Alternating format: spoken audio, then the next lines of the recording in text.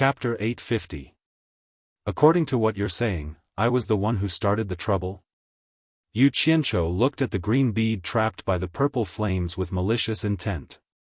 The azure-clothed man jumped in fright and waved his hand in panic. No, it must be that little bastard's brain that's running amok. I'll definitely take care of him after this. Yu Qianqiu snorted. What does it have to do with me whether you take care of him or not? What I want to ask is, there's no enmity between us, so why did you try to kill me?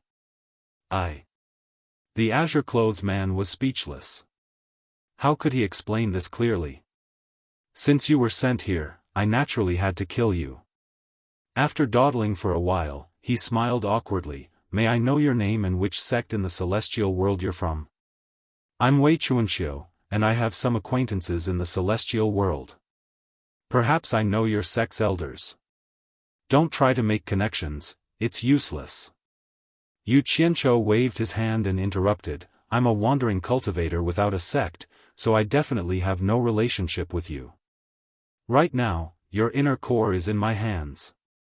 I only need a thought to completely destroy it. Tell me, how are you going to settle the debt of killing me?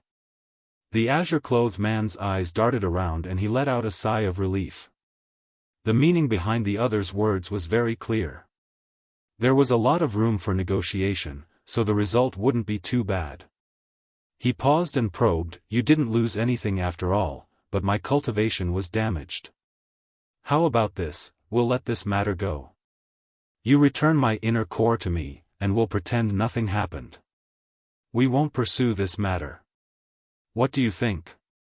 Yu Qianqiu immediately sneered. You're really dreaming. Do you really think I'm made of clay? You'll tell me after you're done playing with me. You must be joking. Damn it. I was brought here by a group of stinky bats and almost lost my life. Who's going to pay for my mental damage? The azure-clothed man really didn't understand Yu Qianqiu. Now that he had the upper hand, he wouldn't let this matter go if he didn't get the most out of it. Even if he wanted to give up, he couldn't leave behind an enemy to cause trouble in the future. Compensation for mental damage? The azure-clothed man muttered to himself. He thought for a long time before weakly asking, if you want money, why don't you just tell me a number?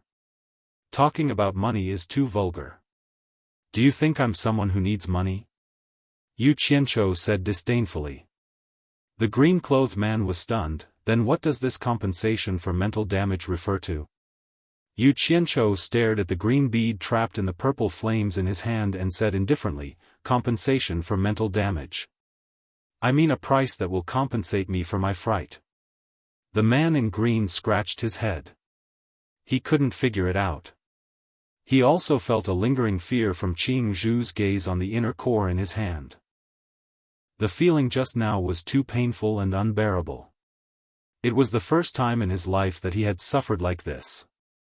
He didn't know what treasure was flashing with purple light in Qing Zhu's hand. It had such great power that it could easily damage his inner core. In the end, he couldn't take it anymore and said bluntly, what do you want as compensation? Just say it. Don't beat around the bush. It depends on how much you can pay and whether you have the ability to pay the compensation I want. If the compensation you give is only enough to send a beggar away, then I'd rather destroy this inner core to vent the hatred in my heart. Yu Qianqiu said disapprovingly. You're questioning my, Wei Chuanqiu's ability? The azure-clothed man was startled. He pointed at his nose and said in surprise, have you never heard of me, Wei Chuanqiu, in the immortal realm? Or do you not want to settle this matter? Wei Chuanqiu? Yu Qianqiu said suspiciously, I really haven't heard of you. Are you very famous in the immortal realm? So you haven't heard of me. No wonder you're so daring. It seems that I've been cultivating in seclusion for too long. The juniors in the immortal realm haven't even heard of my name. Wei Chuanqiu's small eyes faintly revealed a trace of nostalgia. He sighed, I've been cultivating in seclusion in this jade palace for too long. I'm afraid it's been more than 10,000 years. Back then, although I wasn't a top expert in the immortal realm, I was still a famous figure. Famous? Yu Qianqiu looked up and down at Wei Chuanqiu, who had a pointy mouth, monkey cheeks, and shifty-eyed eyes. He doubted that this person, who was easily controlled by him, could be famous in the immortal realm. Wei Chuanqiu's small eyes flickered as he looked at him. He swung his big sleeves behind his back. He stood up straight and said proudly, although I, Wei Chuanqiu, am not a top expert in the immortal realm, I'm still an early-stage immortal emperor. Back then, who in the immortal realm didn't know me, the green-winged bat king Wei Chuanqiu? Yu Qianqiu was dumbfounded. Green-winged bat king Wei Chuanqiu? He suddenly thought of the Ming cult's 4 great guardian kings. Now, he was a little suspicious that this guy was also a transmigrator. Wei Chuanqiu's eyes lit up. He said excitedly, "How is it? Have you heard of me?" Yu Qianqiu frowned and whispered, "Isn't the green-winged bat king called Wei Yixiao? How did it become Wei Chuanqiu? Who's Wei Yixiao?" Wei Chuanqiu's face gradually became angry. Could it be that someone is pretending to be me, the green-winged bat king? Yu Qianqiu came back to his senses. He knew that it was purely a coincidence. He shook his head. "No, I just said it casually. I couldn't tell that you're an early-stage immortal emperor." "Good, very good." He stared at Wei Chuanqiu with shining eyes. "Now I believe that you have the ability to compensate for my mental damage." "It's good that you believe me." Wei Chuanqiu nodded in satisfaction. "Return the inner core to me. As long as it's within my capabilities, I will agree to it. I won't go back on my words." He thought that his name was worth something, but who would have thought that Yu Qianqiu wouldn't buy it? He raised his eyebrows and stared at the Niden in his hand. "If you take it back and then come back to kill me, then I won't have anything to rely on. That's too unfair for me. I have a good idea. Not only can you get your inner core back, but I can also get the compensation I want for my mental loss."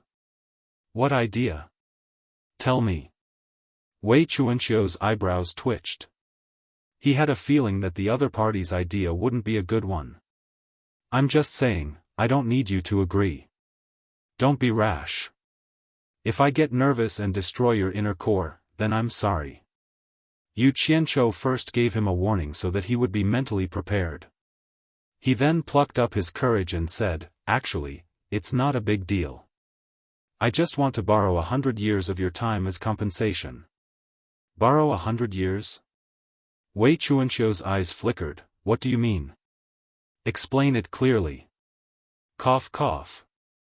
Yu Qianqiu coughed twice and curled his lips. "Very simple. You serve me for 100 years. After 100 years, I will return your inner core to you." Wei Chuanqiu's eyes widened and he raged, "Bullsh*t. You want to enslave me for 100 years?" He seemed to be willing to fight. "Don't be rash," Yu Qianqiu shouted. He raised the inner core that was surrounded by purple flames and said, "I'm warning you. If I accidentally destroy it, don't regret it." "You." Wei Chuanqiu stomped his feet in anger and said, "Brat, you're courting death. You dare threaten me? Damn it. There's no such thing as a free lunch in this world." Yu Qianqiu's temper flared. The purple light in his hand shone brightly and he raised his eyebrows. "I'm threatening you. What can you do to me?" Wei Chuanqiu was so angry that he started yelling. He pointed his finger and shouted, "If worst comes to worst, I'll lose a lot of my cultivation today. I don't want to be bullied by you. F***CKU. You attacked first. You think you're in the right? I don't want to be bullied by you." Yu Qianqiu's mouth was fast, but his hands were even faster. He immediately attacked. The purple light in his hand immediately wrapped around the shining green inner core and started to twist. "Ah!" Wei Chuanqiu held his head and screamed. With a "wang" sound, the green mist exploded. A huge and ferocious-looking green-winged bat immediately flew around the palace. As if its butt was on fire, it screamed and begged for mercy. "Stop, stop. We can talk about it, we can talk about it, bastard. You refuse a toast only to be forced to drink a forfeit. Yu Qianzhou angrily controlled the power of the purple flames. With a pa-ta sound, the huge green bat directly fell to the ground. At this time, Zhang Shi's bloody mouth continuously cried out, "I'm dying of discomfort. I, your father, have had 8 lifetimes of bad luck. Why did I have to go into seclusion to cultivate this 10,000 demons heart sutra? If I didn't form this broken Dan, how could I have suffered like this?" With a buzz sound, the green mist exploded. Wei Chuanxiu, who was crawling on the ground, staggered to his feet. Not only did his face become even paler, he was swaying back and forth on the spot. He seemed to be unable to even stand steadily, as if he was drunk. It could be seen that the damage to his inner core had a great impact on him. However, while he was swaying, he didn't forget to wave at Yu Qianzhou and said, "Kid, don't mess around anymore. We can talk about it. If you do it again, my cultivation will fall below the early immortal emperor stage. If that really happens, even if I'm beaten back to my original form, I'll still kill you." Yu Qianzhou coldly snorted and said, "I'm much more polite than you are. If you don't act recklessly, I naturally won't act recklessly." The purple light in his hand disappeared along with the shining cyan inner core in his hand. Wei Chuanxiu suddenly realized that he had lost contact with the inner core. He suddenly looked around and said anxiously, "My inner core, where did you take it? Give it back to me. Don't worry. I've kept it in a very safe place. Other than me, no one else can find it." Yu Qianzhou said disapprovingly. Actually, he didn't dare to keep the inner core in his hand. His opponent's cultivation was too high for him. It was very possible that his opponent would accidentally take it away. Wei Chuanxiu looked at his body and heaved a sigh of relief. If his inner core was destroyed, not only would his cultivation fall, he would also be beaten back to his original form. Now that he was still standing here, it meant that the inner core was indeed safe and sound. However, the strange thing was that he couldn't sense the location of the inner core at such a close distance. Logically speaking, it was impossible. This was really strange. Chapter 851. Just as he was feeling puzzled, he caught sight of Yu Qianzhou's empty hands. He was stunned, and a ferocious glint flashed in his eyes. Yu Qianzhou narrowed his eyes. He knew that he was in trouble, but he endured it and didn't flee. As expected, Wei Chuanxiu had already disappeared from the spot. His neck tightened, and his entire body immediately became immobile. Wei Chuanxiu's sinister laughter rang in his ears. "Little brat, you're still too inexperienced to fight with me. Where's the inner core? Hand it over obediently. Old bastard." Yu Qianzhou cursed in his heart. His neck was tightly gripped by Wei Chuanxiu, and his throat was gurgling, but he couldn't say a word. But even so, he still didn't flash back to Utopia. Wei Chuanxiu couldn't be bothered to waste time with him. He directly pulled the storage bag off his waist and checked it with one hand. He was stunned to find that it was empty. There wasn't even a strand of hair.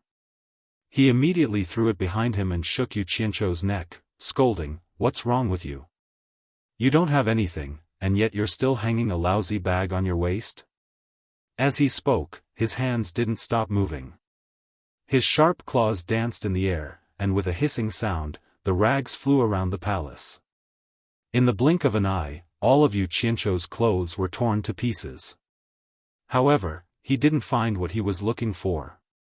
Wei Chuanxiu grabbed Yu Qianzhou's neck like he was holding a duck that had its feathers removed. He shook his neck crazily and shouted, "Where is it? Where did you hide my inner core? Hand it over. Bastard! Are you a pig? How am I supposed to speak when you're grabbing my neck?" Yu Qianzhou felt that his neck was about to break, and his eyes were blurry from the shaking. He kept rolling his eyes, but the other party was so anxious that he didn't notice anything. There was no need to doubt that this fellow was a ruthless person. Even if he was stripped naked and suffered such humiliation, he still clenched his teeth and endured it without dodging. Otherwise, with just a thought, he could safely escape the clutches of the demon and return to Utopia, but he just didn't want to. Wei Chuanqiu's expression froze as he recovered from his impatience. He also realized his mistake. He immediately released his 5 claws and clasped onto Yu Qianqiu's shoulder. Fortunately, Yu Qianqiu was not an ordinary person. Otherwise, he would have been dead. The red-faced Yu Qianqiu coughed twice and took a few deep breaths to calm himself down. Even though he couldn't move, he still gritted his teeth and said, "Wei Chuanqiu, you old bastard, you're obviously taking revenge on me. Fine, you win, but listen carefully. Since I dared to do this, I'm not afraid of you. I've already teleported the item away. If anything happens to me, someone will immediately destroy your inner core. None of us will have an easy time. Even if I die, it'll be worth it if I can drag an immortal emperor expert down with me." Teleported away? Wei Chuanqiu was stunned. He thought for a long time but couldn't figure out what that meant. Then, he flew into a rage and said, "Stop fooling me." Without saying anything, he punched Yu Qianqiu's abs. As Yu Qianqiu's body flew up, he spat out a mouthful of blood. However, he couldn't fly away. Wei Chuanqiu's 5 claws dug into his shoulder and dragged him back. In an instant, blood flowed from Yu Qianqiu's shoulder, and the pain penetrated deep into his bones. "Old bastard! If you dare to attack again, don't blame me for being impolite. I'll immediately make your cultivation fall below the early immortal emperor stage." Yu Qianqiu roared with blood in his mouth. Pang! Wei Chuanqiu grabbed his shoulder and gave another heavy punch. Yu Qianqiu's body flew up and he spat out another mouthful of blood. His 5 claws dug deep into his shoulder and dragged him back again. Wei Chuanqiu sneered, "Stubborn dead duck, do you really think this Bat King is a pushover? This is just an appetizer. If you don't hand it over obediently, I'll let you have a taste of this Bat King's soul-searching technique. Then, you'll know what it means to live a life worse than death. I'll ask you again, are you going to hand it over or not?" When Yu Qianqiu heard this, he opened his bloody mouth and sneered. He finally understood that he had miscalculated and suffered a great loss this time. His plan had been for nothing, and he had bled for nothing. Not everyone was so easy to scare. To deal with this old fox, one had to use a direct and effective method. If you're polite, the other party won't be polite. "Old bastard! You asked for it, don't blame me." Yu Qianqiu's eyes were filled with hatred. "Little bastard, you still dare to be stubborn. You really won't shed tears until you see the coffin. Then, I'll let you have a taste of soul-searching." Wei Chuanqiu's words stopped abruptly. His evil smile froze on his face. His 2 small eyes widened as if he had seen something unbelievable. The 5 claws that dug into Yu Qianqiu's shoulder were covered in blood. However, Yu Qianqiu himself had disappeared without a trace under his eyes. "It's over." Wei Chuanqiu instantly panicked. He didn't even dream that Yu Qianqiu would do this. His inner Dan was still in the other party's hands. The anxious Wei Chuanqiu flashed a series of afterimages in the palace. He searched every corner of the Jade Palace in hopes of finding Yu Qianqiu. However, after searching the entire palace, he couldn't find a trace of Yu Qianqiu. Wei Chuanqiu didn't stop.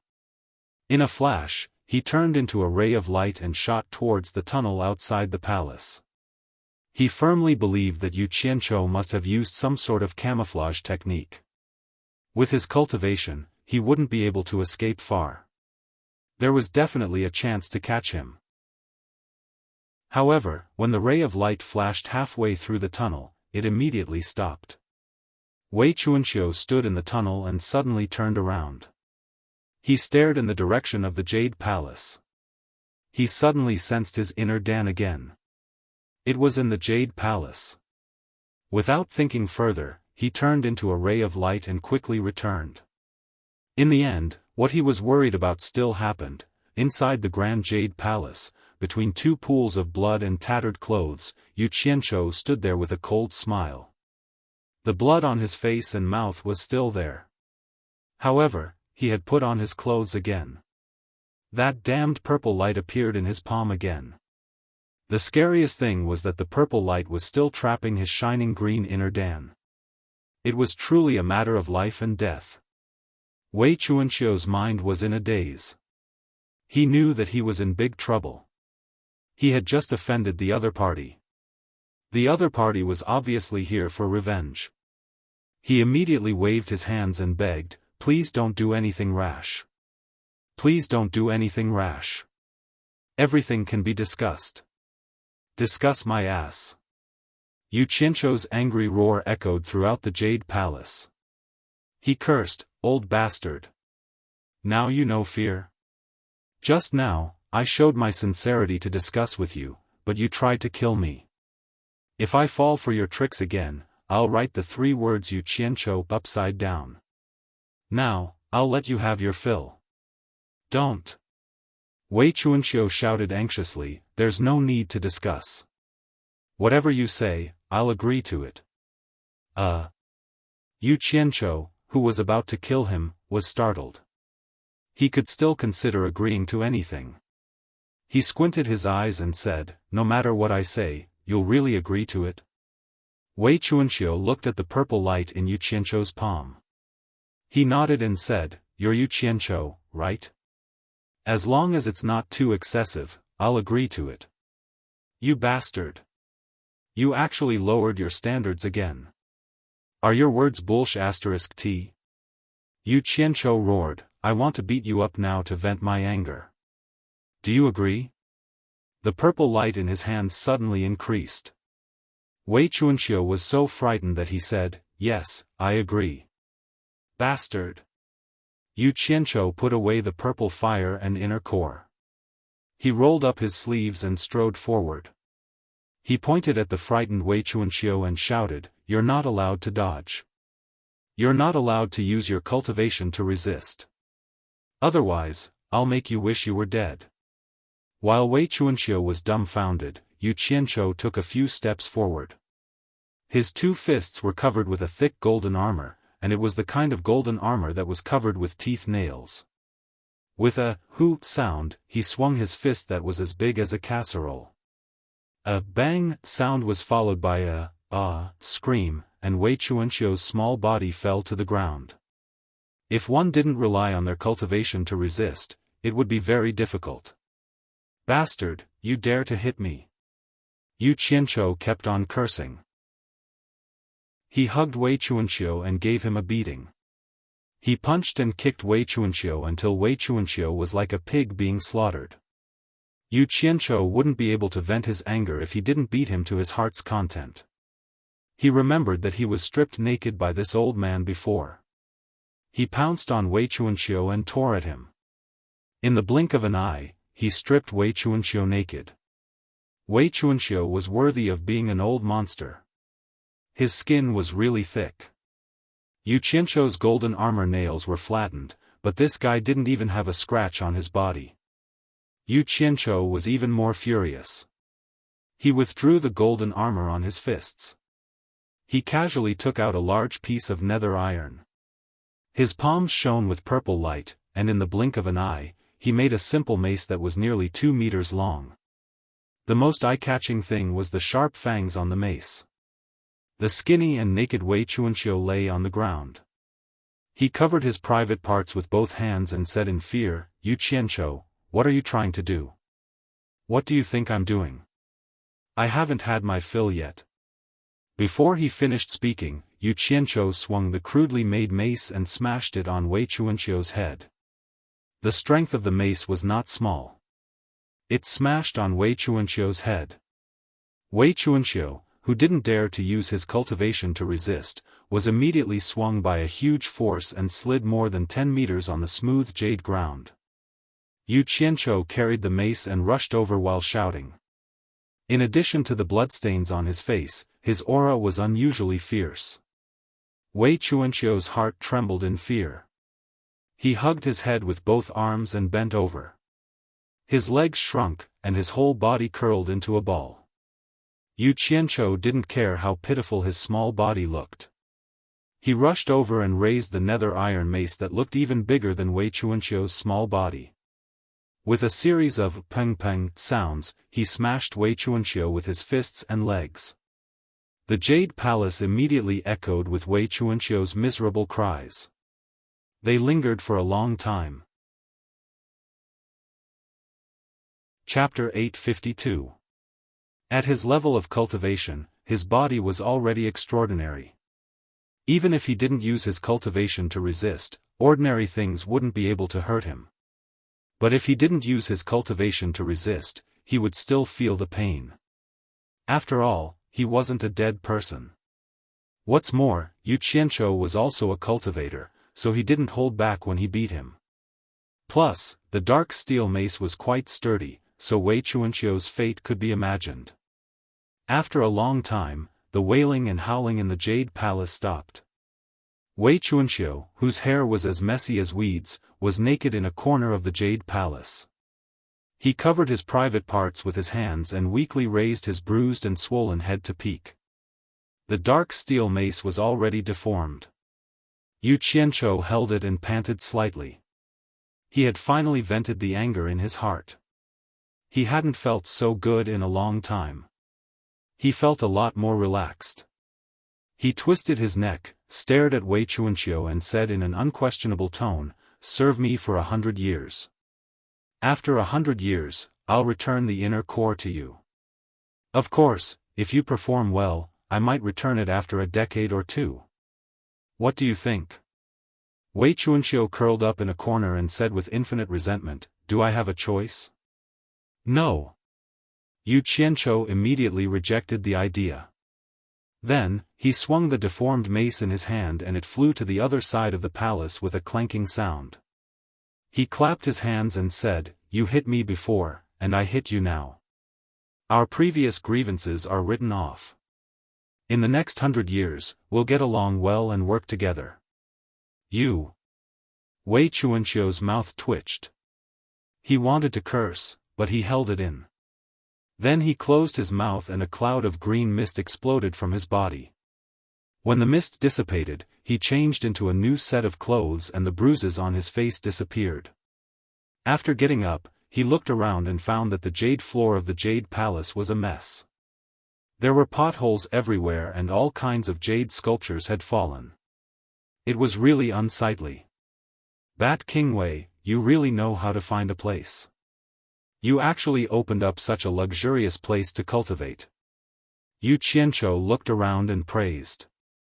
He seemed to have written off all the grievances from before, as if the destruction of this place had nothing to do with him. Wei Chuanqiu's face was originally filled with resentment, but his expression changed when he heard this. He slowly shook his head and sighed, "I didn't create this place.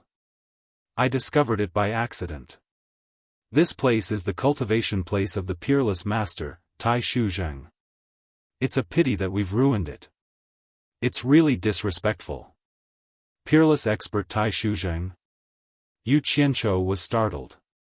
He racked his brains for a moment, but he didn't seem to have heard of such a person before. He couldn't help asking suspiciously, "A person who can be called a peerless expert shouldn't be a nameless person. How come I've never heard of such a person?" "That's because you're ignorant." Wei Chuanqiu was halfway through his words when he immediately remembered that Tai Shu was pinching his sore spot. He couldn't afford to offend this guy now, so he immediately changed his words, "It's normal that you haven't heard of him. This person became famous earlier than Immortal Emperor Jin Tai. When he shocked the 3 realms, Immortal Emperor Jin Tai was still nowhere to be found. I guess there aren't many people in the younger generation who know of Tai Shuzheng. Became famous earlier than Immortal Emperor Jin Tai." Yu Qianqiu was slightly shocked. He looked around the huge Jade Palace and after careful observation, he found that there was a faint sense of vicissitudes. He asked in disbelief, "Why have I never heard of such a person? Could it be that he has already gone to the legendary God realm?" No. Wei Chuanxiu shook his head and sighed with admiration on his face. It said that with his cultivation, he was qualified to ascend to the God realm. However, he was killed by someone. Yu Qianqiu was stunned when he heard this. He was stunned and said, his cultivation was high enough to ascend to the God realm, but he was killed by someone. Oh my God! Who would have such an ability? Could it be that someone from the God realm did it? Wei Chuanxiu shook his head again and turned to walk up to the 9-tiered high platform. After he got on the high platform, he bent down and touched the thick and simple jade couch. He said slowly, that is a story that has been sealed for countless years. I'm not sure what exactly happened. A long time ago, there was a peerless expert among the demon cultivators who shocked the 3 realms. He was called the ancestor of all demons by the demon cultivators. This person was Tai Shuzheng. Rumor has it that just as Tai Shuzheng was about to ascend to the God realm, another peerless genius appeared in the diabolism. It was this peerless genius that destroyed Tai Shuzheng's hope of ascending to the God realm. The demon god. Yu Qianqiu exclaimed when he heard this. He subconsciously thought of the demon god. Who else could be called the peerless genius of the diabolism other than the demon god? Yu Qianqiu cried out, could it be that the demon god killed the ancestor of all demons, Tai Shuzheng? Wei Chuanxiu touched the jade couch and nodded. That's right, it was the demon god. Then, he turned around and slowly sat on the couch. He stared at Yu Qianqiu and said, in fact, the demon god wasn't called the demon god before he fought with Tai Shuzheng. It was because he defeated Tai Shuzheng that he gained the right to ascend to the God realm. Later on, people called him the demon god. Before that, the demon god's name in the 3 realms was Yi. Yi? The demon god's name was Yi. What a strange name. Yu Qianqiu touched his chin and pondered for a while. He asked suspiciously, since Tai Shuzheng's cultivation level was high enough to ascend to the God realm, and the demon god was able to defeat Tai Shuzheng, it meant that he also had the ability to ascend to the God realm. But why did you say that he defeated Tai Shuzheng to gain the right to ascend to the God realm and become the demon god? This. Wei Chuanqiu twirled his mustache and said in a low voice, this happened too long ago, so there's no way to verify it. However, there are 2 legends that point out that the demon god defeated Tai Shuzheng to gain the right to ascend to the God realm. Seeing that Zhang Xian had stopped, Yu Qianqiu anxiously scratched his ear and urged, hurry up and finish your story. Which 2 legends? Tell me so that I can broaden my horizons. In fact, he was very interested in the demon god. One should know that Yan Zhuixing, whose life or death was unknown, had always been a shadow in his heart. The terrifying demon god was Yan Zhuixing's backer, so he was eager to know everything about the demon god. Wasn't there a saying, know yourself and know your enemy, and you will emerge victorious? That was what Yu Qianqiu thought. It was better to be prepared than to know nothing. Many people know about the first theory, but I heard about the second theory from an old senior. I'm afraid there aren't many people who know about it. Wei Chuanqiu twirled his mustache and said slowly, it said that ascending to the God realm doesn't just depend on one's cultivation. Of course, if one's cultivation doesn't reach a certain level, it's even more impossible to ascend to the God realm. It said that the God realm doesn't confer gods easily. Every time the God realm descends, the number of people who can ascend to the God realm is limited. Yu Qianqiu was speechless and said, you must be joking. There's a limit to the number of people who can ascend to the God realm? Are you saying that there was only one person who could ascend to the God realm, so the demon god and Tai Shuzheng fought? That's roughly what it means. Wei Chuanqiu nodded and said, the first theory is that there was only one person who could ascend to the God realm. As you said, Tai Shuzheng and Yi fought over this person. In the end, Tai Shuzheng was defeated and died. The second theory is that there were actually 2 people who could ascend to the God realm. 2 people? Then why did they fight? Yu Qianzhou was shocked and suddenly thought of Bai Changchun. It seemed that the demon god was also a belligerent. Maybe the demon god was also like Bai Changchun, who had nothing better to do and challenged experts everywhere. In the end, he killed Tai Shuzheng. Wei Chuanxiu shook his head and said with a smile, "This legend is more interesting, but I don't think it's very credible." It said that there were indeed two people who could ascend to the god realm. However, other than Tai Shuzheng and Yi, there was also a peerless expert called Ming. The three of them were called Zheng, Yi, and Ming. Three peerless experts appeared at once, so naturally, two people were not enough. The reason why this legend is interesting is because of the person called Ming. It said that Ming was a woman, and both Zheng and Yi fell in love with this woman. The three of them were actually friends. The ancestor of all demons and the demon god fell in love with a woman called Ming at the same time? Yu Qianzhou murmured and raised his eyebrows. Could it be that because Zheng and Yi fell in love with Ming, the two men gave one of the two people who could ascend to the god realm to Ming? In the end, there was only one person left, so the two men fought for that person, and in the end, Zheng was killed by Yi? That's right. The second theory is the same as what you guessed.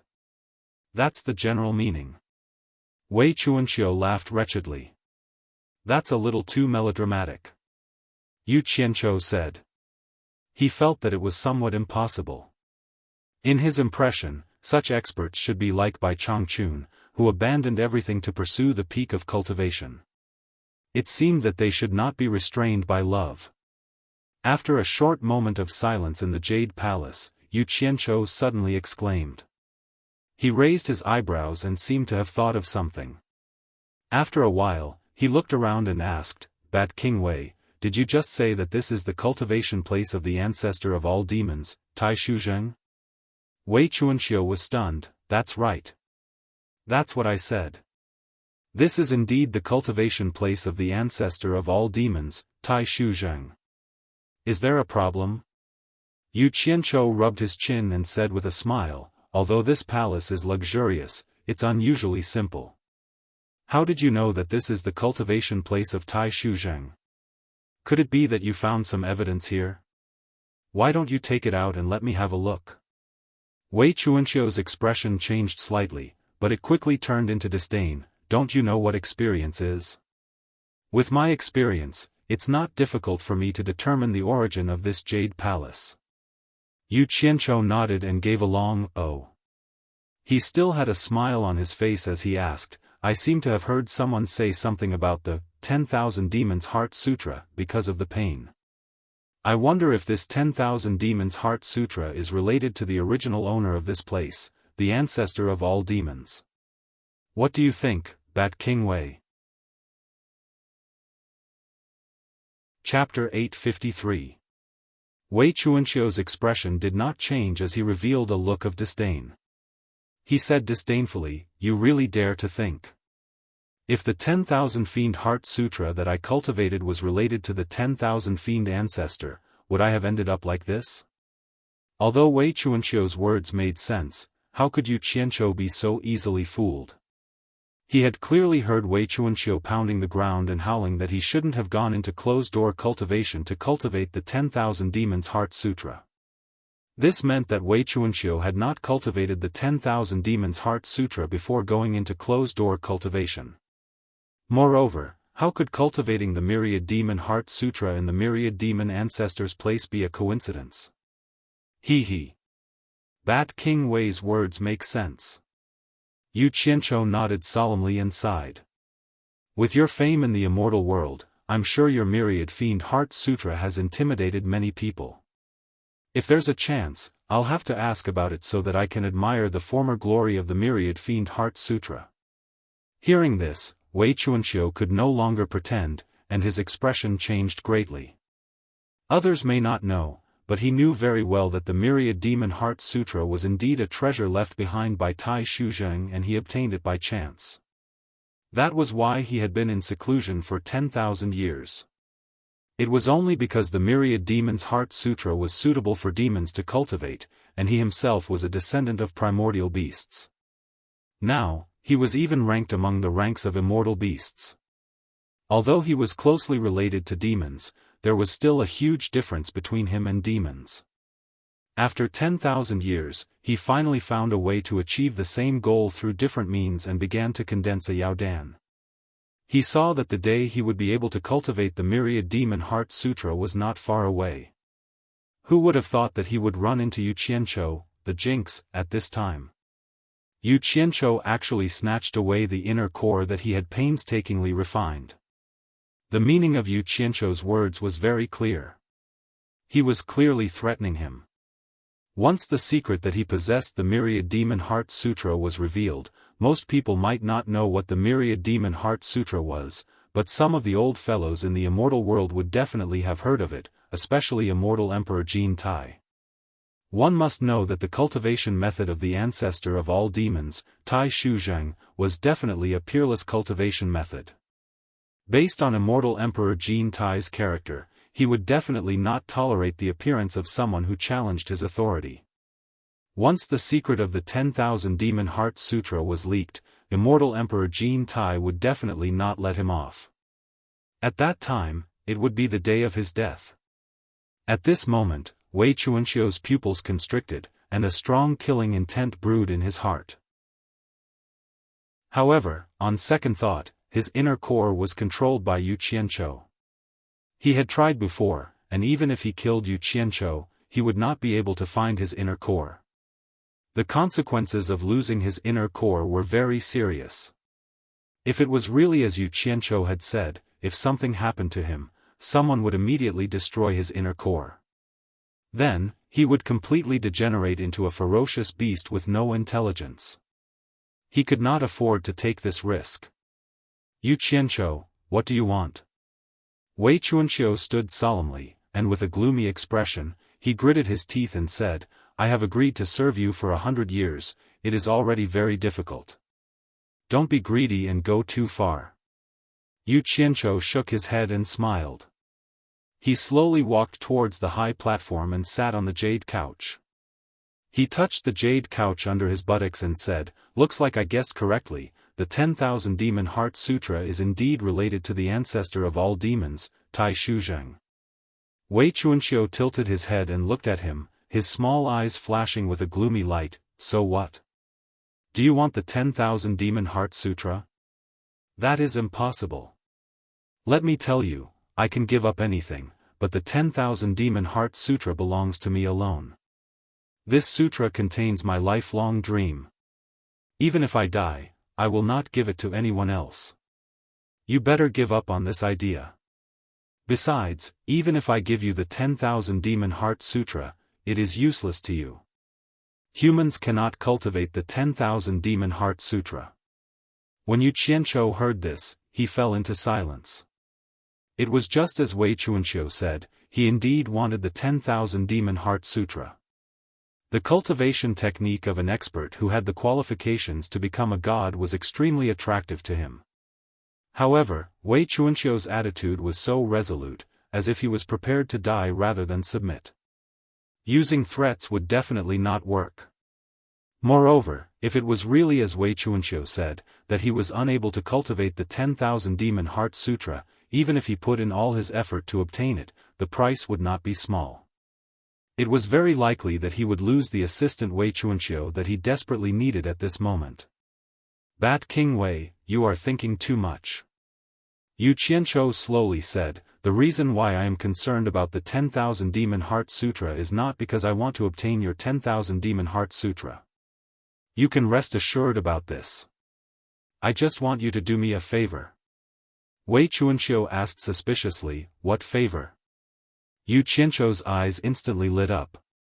He said in a cadence, if there is a chance, I will introduce a disciple to you. Please teach her the 10,000 Demon Heart Sutra. As for the speed of teaching, I will leave it to you. I will definitely not force you. However, you must promise me one thing. Before the 100 years are up, you must at least let her have the ability to protect herself when she encounters an expert below the Immortal Emperor stage. This is my only request, and it is also a request that you must promise me. Otherwise, I don't care if you want to live or die. I guarantee that you will not live past today. Bat King Wei, can you promise me this? This. Wei Chuanxiu hesitated with some difficulty. It was difficult for him to make a decision. Seeing his hesitation, Yu Qianzhou's eyes flashed as he continued, although I don't know why you have not made much progress after cultivating the 10,000 Demon Heart Sutra for 10,000 years, I believe that Tai Shu Zheng's 10,000 Demon Heart Sutra is definitely not simple. It should not be difficult to create an ordinary expert. I'm afraid that you have encountered some insurmountable difficulties. Don't worry, if you encounter any external difficulties during the teaching process, you can tell me. Leave everything to me. If I can solve it, I will do my best. If I can't, I will think of a way to solve it. You only need to sincerely teach her the 10,000 Demon Heart Sutra. Leave all the troubles to me. Wei Chuanxiu twirled his huge sleeves, twirled his mustache, looked at Yu Qianzhou from head to toe, and said, there are indeed some headache-inducing troubles in the process of cultivating the 1000 Demon Heart Sutra. With your cultivation base, are you sure you can solve them? Sitting cross-legged on the jade couch, Yu Qianzhou said coolly, I believe the speed of teaching and the speed of solving problems are directly proportional. If it is because I am unable to solve the problems brought about by the external objects that affect your teaching, then I can only blame myself. You can't be blamed. You do not need to worry. Hearing this, Wei Chuanxiu began to ponder. He realized that Yu Qianzhou's request was actually not excessive. The 10,000 Demon Heart Sutra was broad and profound. If he taught her a portion, it would not affect him much. After all, Yu Qianzhou did not ask him to teach her everything he knew.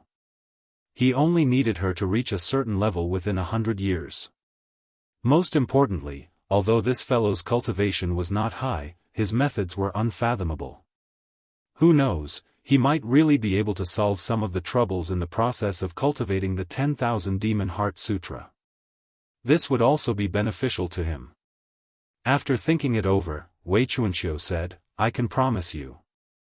However, what if you do not return my inner core after this, or leak out the secret that I possess the 10,000 Demon Heart Sutra?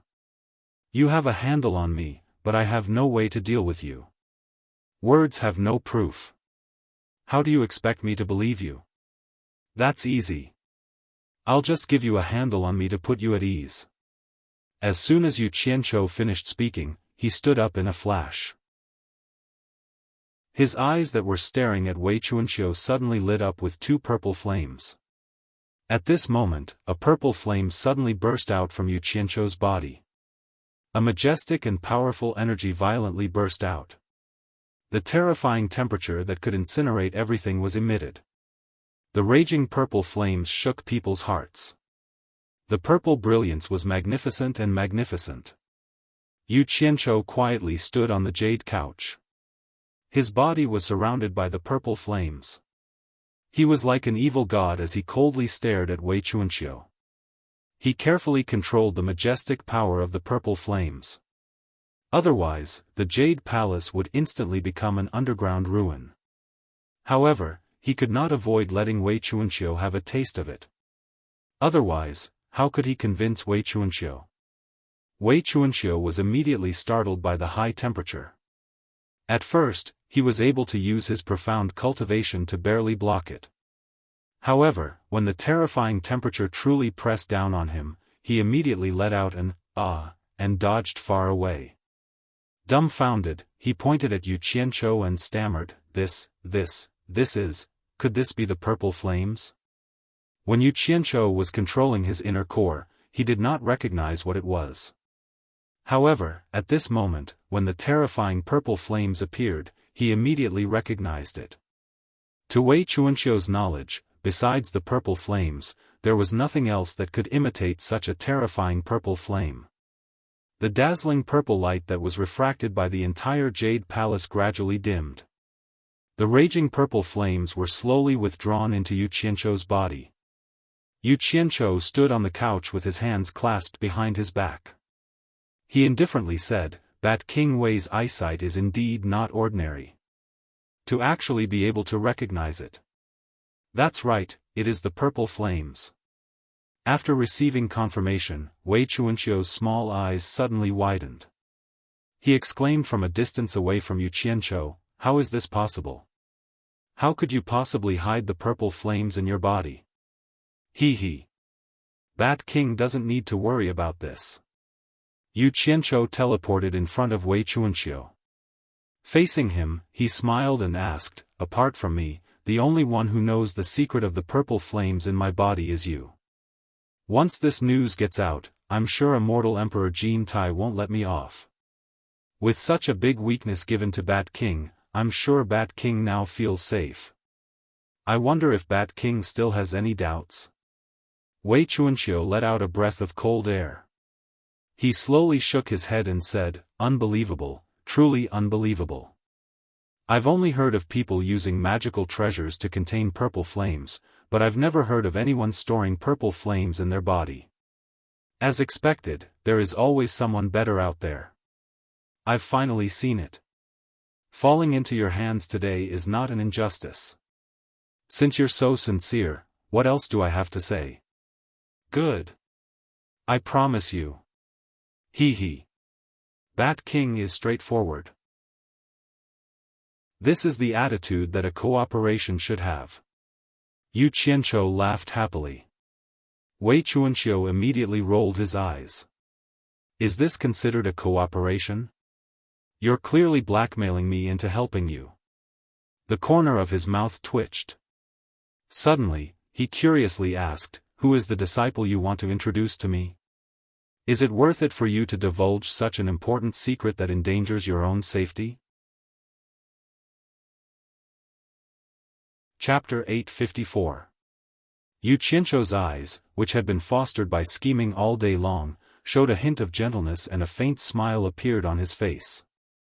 Shaking his head, he said, "Only by finding someone worth sacrificing for can one live a meaningful life. As for who it is, you will naturally know when you meet them."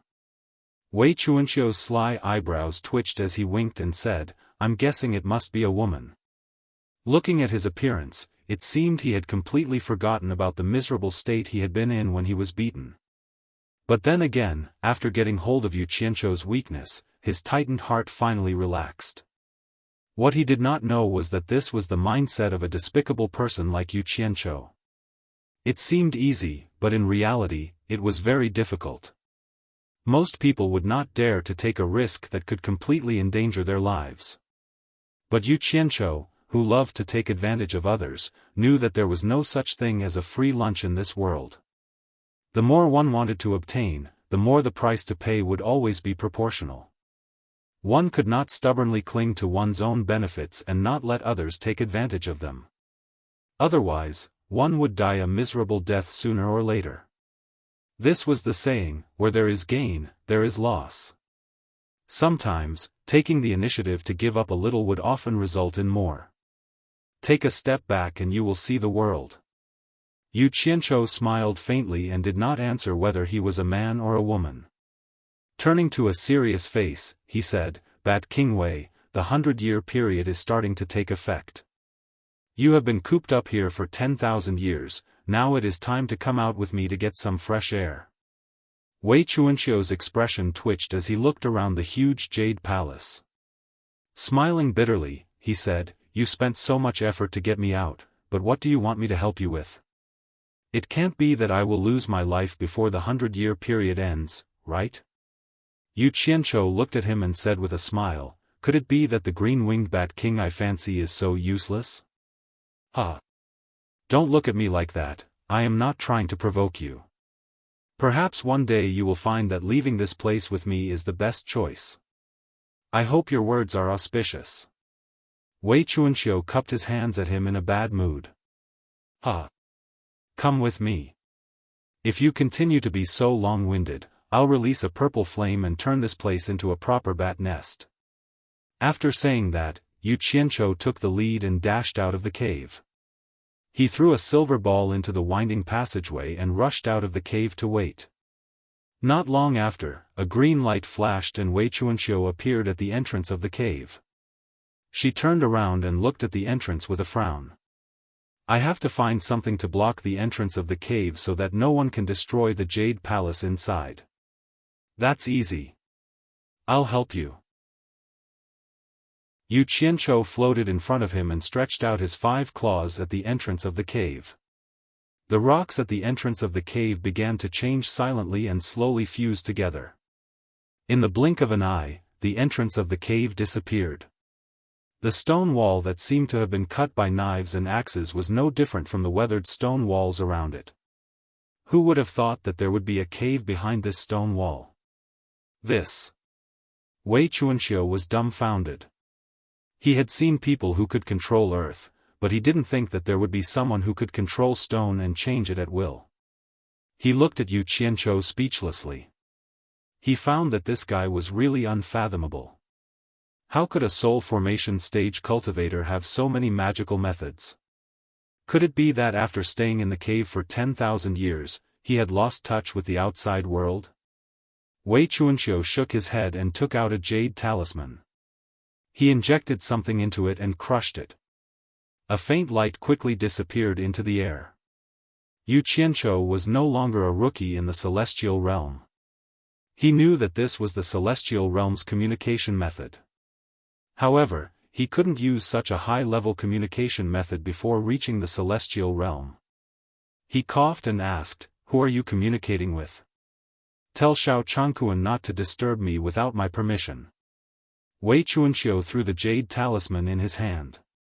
Yu Qianzhou raised his eyebrows and sneered, "Hee. I'm going to settle the score with him." "Settle the score with him?" Wei Chuanxiu said unhappily, "He is my man after all. Are you not going to give me face? What's more, I didn't want to be disturbed, so I told him that he wouldn't take the initiative to cause trouble. You must have done something first. Otherwise, he wouldn't have done it." Yu Qianzhou was dazed. He immediately remembered that he burned the bat cave out of curiosity.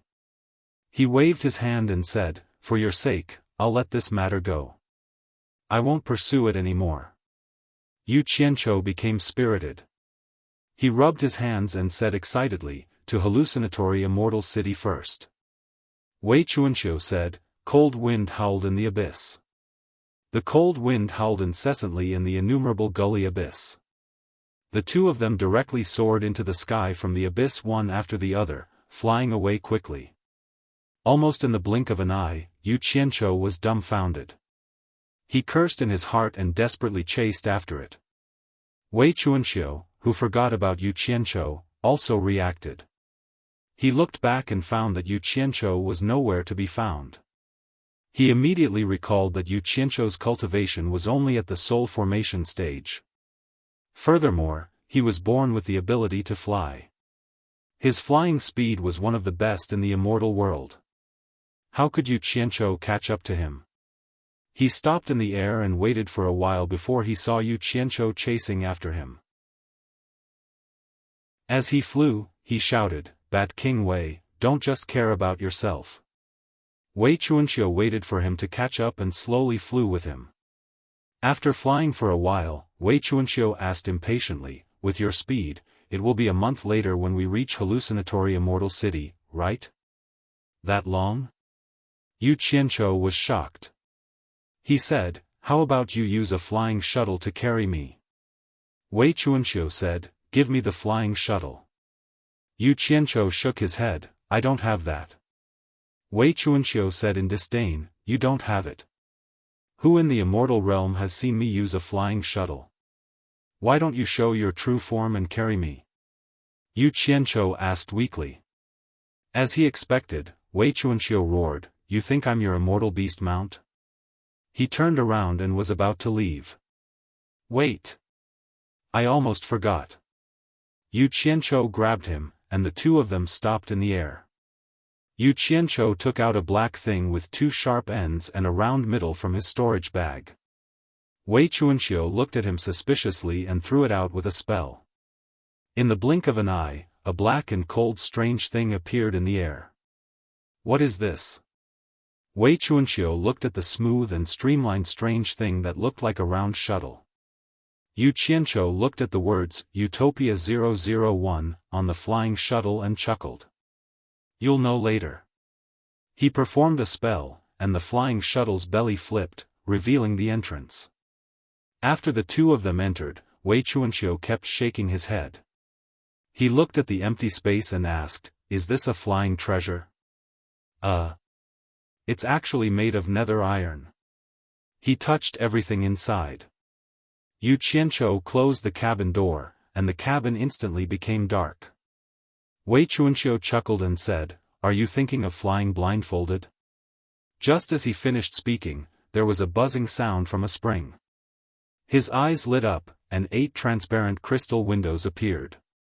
He could see everything outside clearly. Wei Chuanqiu waved his extraordinarily large sleeves and walked forward curiously. Yu Qianqiu sat on the only chair at the top, and the entire flying shuttle rapidly accelerated forward. Wei Chuanqiu's eyes immediately lit up. He leaned against the back of the chair and sized up the transparent crystal windows, his eyes filled with curiosity.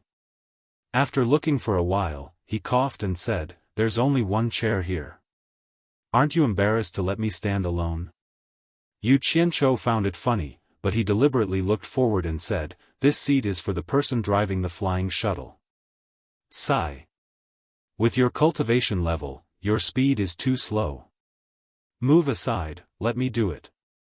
Wei Chuanqiu vaguely mentioned what he wanted to do. Yu Qianqiu didn't argue with him and gave the seat to him. With Wei Chuanqiu's cultivation level, the flying shuttle was indeed faster than him. Wei Chuanqiu sat on it, and after asking how to pilot it, he directly drove it like crazy. The speed was extremely fast. The corner of Yu Qianqiu's mouth curled up into a smile. He could go to the back cabin to sleep now. When he turned around and walked to the back cabin, he felt that his center of gravity was a little unstable. It was obvious that the flying speed was getting faster and faster. Just as he walked to the back cabin door, he suddenly heard a strange creaking sound. He couldn't help but turn around and shouted, stop. There were already many cracks on the 8 transparent crystal windows. Unfortunately, he shouted a little too late. Bang! The crystal windows all shattered, and a strong gust of wind rushed in. The flying shuttle immediately stopped. Wei Chuanqiu sat on the chair, dumbfounded. He said in surprise, why is it so weak? Yu Qianqiu was speechless. This thing was made by the Jing family, one of the 4 great clans in the human world. The Jing family probably didn't expect that one day, it would be controlled by an immortal emperor. At such a high speed, it was normal that the crystal windows couldn't withstand the pressure and broke. The two of them quietly flew out of the broken window. Yu Qianqiu used a spell to keep the flying shuttle. He held it in his hand and said bitterly, there's only one of this in the entire celestial realm. I borrowed it from someone to play with. Now it's destroyed by your hands. How am I going to explain this to others? Wei Chuanqiu believed him. There probably wasn't another such strange thing in the celestial realm. He smiled awkwardly and said, this thing can't be looked at or not. It's fine if it's destroyed. Let's continue on our way. Yu Qianqiu wasn't someone to be trifled with. Now that he had found an excuse, he wouldn't give up so easily.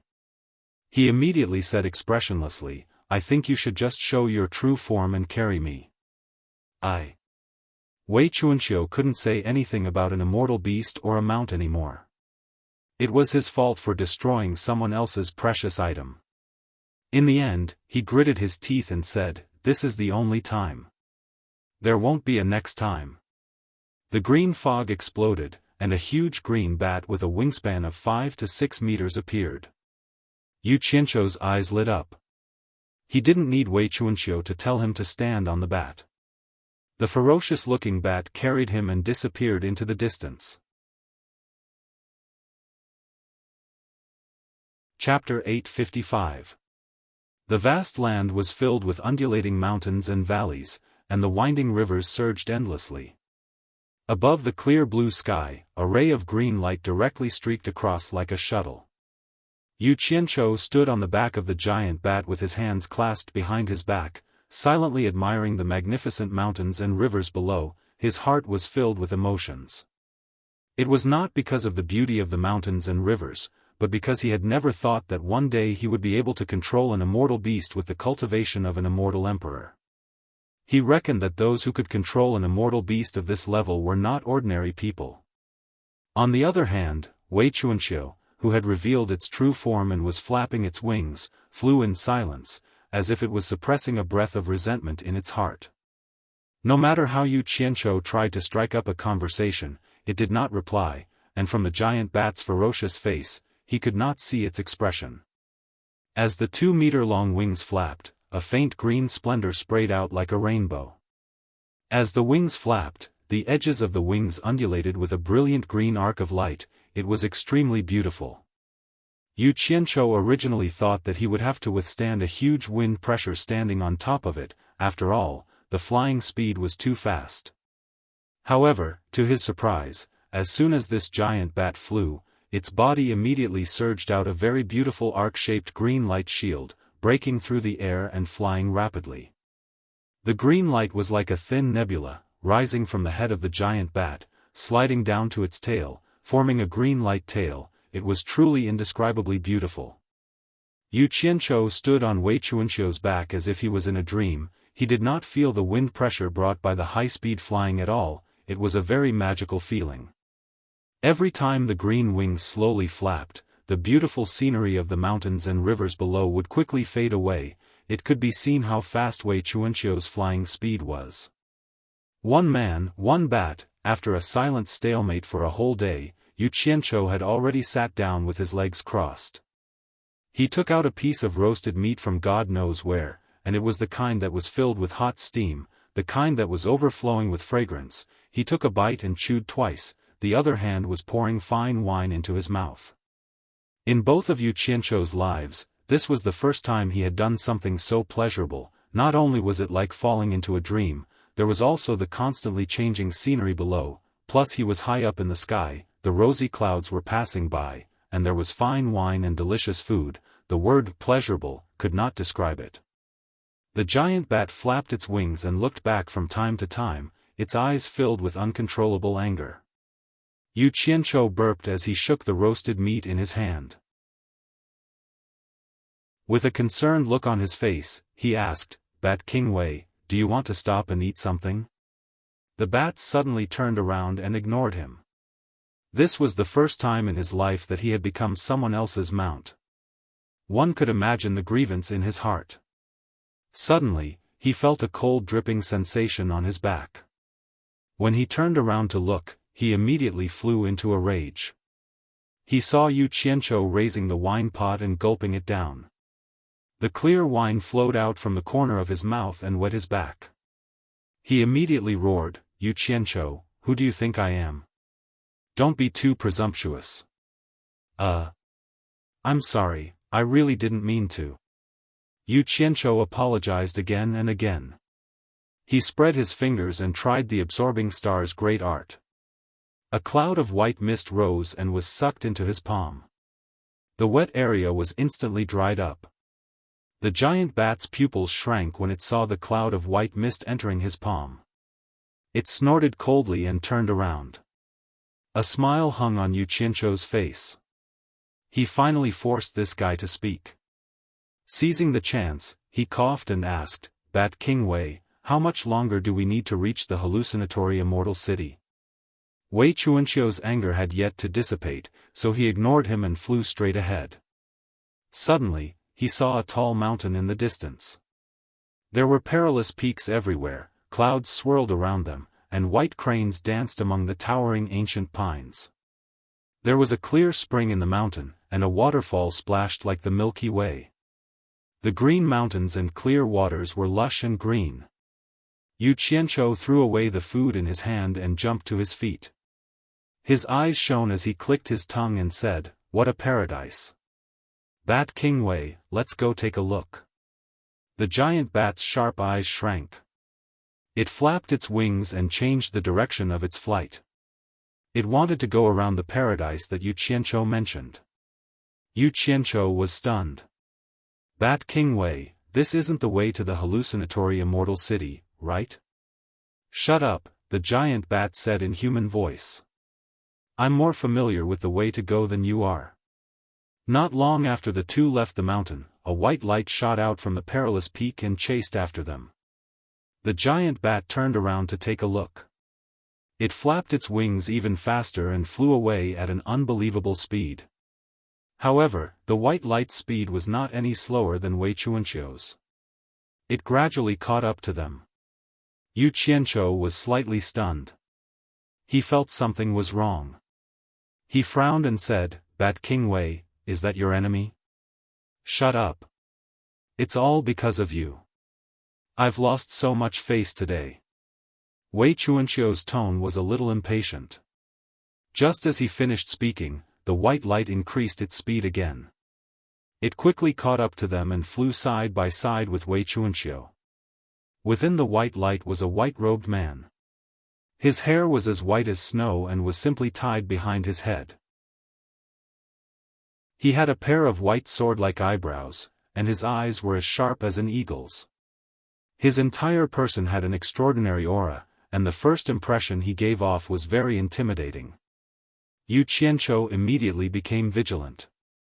A person who could fly as fast as Bat King Wei and make Bat King Wei feel apprehensive must have a high cultivation. However, the strange thing was that Bat King Wei and that person didn't even look at each other. They just flew faster and faster. It was so fast that Yu Qianqiu's eyes were a little dazzled. He couldn't see the scenery in the sky and on the ground clearly. Everything flashed by in a flash. The stalemate didn't last long. The white-clothed man was already ahead of Bat King Wei. The latter tried his best to catch up, but he couldn't. The former was ahead of Bat King Wei for half a day. Wei Chuanqiu seemed to know he couldn't catch up, so he simply slowed down and adjusted his flying direction. Yu Qianqiu rubbed his chin as he observed the streak of white light that was growing further and further away. He discovered that the two did not seem to be enemies. However, from how the two of them were competing with each other, it was clear that the two of them wanted to compete with each other in terms of speed. Just as he was about to ask Wei Chuanqiu who the other person was, he suddenly saw the white light change direction and chase after them again. Not long after, the white-clothed man was flying side by side with Wei Chuanqiu again. Yu Qianqiu was staring at the other person. At this time, the white-clothed man also slowly turned his cold face over. He stared at Yu Qianqiu with a gaze as cold as ice. When he discovered that he couldn't see through Yu Qianqiu's cultivation, a trace of surprise appeared in his cold eyes. Before, I thought I was mistaken. I didn't think it really was you, a stinky bat who's been hiding somewhere for tens of thousands of years. The white-clothed man's gaze fell on Wei Chuanqiu. With a face full of disdain, he coldly snorted and said, I didn't think that the grand green-winged Bat King, who was quite a character 10,000 years ago, would become someone else's immortal beast mount. No wonder you're too ashamed to face others and have to avoid me by circling around White Cloud Mountain. Bullshit.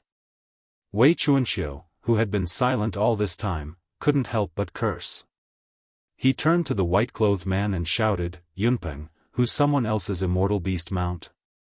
Speak clearly for this daddy. The white-clothed man called Yunpeng coldly glanced at Yu Qianqiu. His meaning was self-evident. He was referring to Yu Qianqiu as Wei Chuanqiu's immortal beast mount. Wei Chuanqiu straightened his neck and roared, What can you see with those bird eyes of yours? His cultivation is only at the soul formation final stage. Use your brain and think about it. With his cultivation, how could I lower myself to become his immortal beast mount? I'm just giving him a ride because I broke his flying treasure. You're looking down on people with bird eyes. Yunpeng was startled. He carefully examined Yu Qianqiu again. His eyes were filled with confusion. Clearly, he was still confused that he couldn't see through his opponent's cultivation. However, He also knew that since Wei Chuanxiu could say something like this, he definitely wasn't his mount. After all, no immortal beast mount would say something like that about their master. Yunpeng's gaze returned to Wei Chuanxiu. He shook his head coldly and said, I can't believe that after 10,000 years, your cultivation still hasn't improved. In terms of speed, you're no longer my match. After so many years, we've finally decided who's better. Wei Chuanxiu, do you admit defeat? Admit your bird feather. Wei Chuanxiu sneered, I can't be bothered to argue with you. You're still so stupid and shameless. You clearly saw that I was carrying a person on my back, yet you still shamelessly came to compete with me in speed. Only you could do this. Yu Qianzhou looked at Yunpeng suspiciously. Hearing Wei Chuanxiu call him bird, he deeply doubted Yunpeng's identity as a human. Less nonsense. Do you admit defeat or not? Yunpeng said indifferently, if you don't, you can put him down. We'll have another fair and square competition to see who's better. Wei Chuanxiu was speechless. He knew his own situation very well. For the past 10,000 years, he didn't cultivate at all. He only focused on researching the Myriad Demon Heart Sutra. In addition, his condensed inner core was burned twice by Yu Qianzhou with his purple fire. In reality, his cultivation was no longer the same as it was 10,000 years ago. If he really wanted to compete, he definitely wouldn't be Yunpeng's match. Even so, the large bat's eyes darted around as if he thought of something. He then said with disdain, Yunpeng, you really didn't live these 10,000 years in vain. As expected, you've become more and more cunning. I've already flown for a long time. Adding on the fact that I was carrying a person to compete with you, I've used up too much energy. Even if I put him down and compete with you now, do you think it can be considered a fair and square competition? Humph. Even if you want to take advantage of me, you shouldn't do it like this. Yunpeng's white eyebrows furrowed. He muttered, then why don't you come to my Baiyun mountain to rest first? When you've recovered, we'll have another fair and square competition. At that time, I'll make you accept your defeat. Wei Bat King continued to fly forward. He sneered and replied, I don't have your free time. I promised to send him to hallucinatory Immortal City. Let's talk about the competition when there's a chance. Yunpeng's cold face was full of disdain. He said coldly, don't tell me you know you can't do it, so you're looking for an excuse?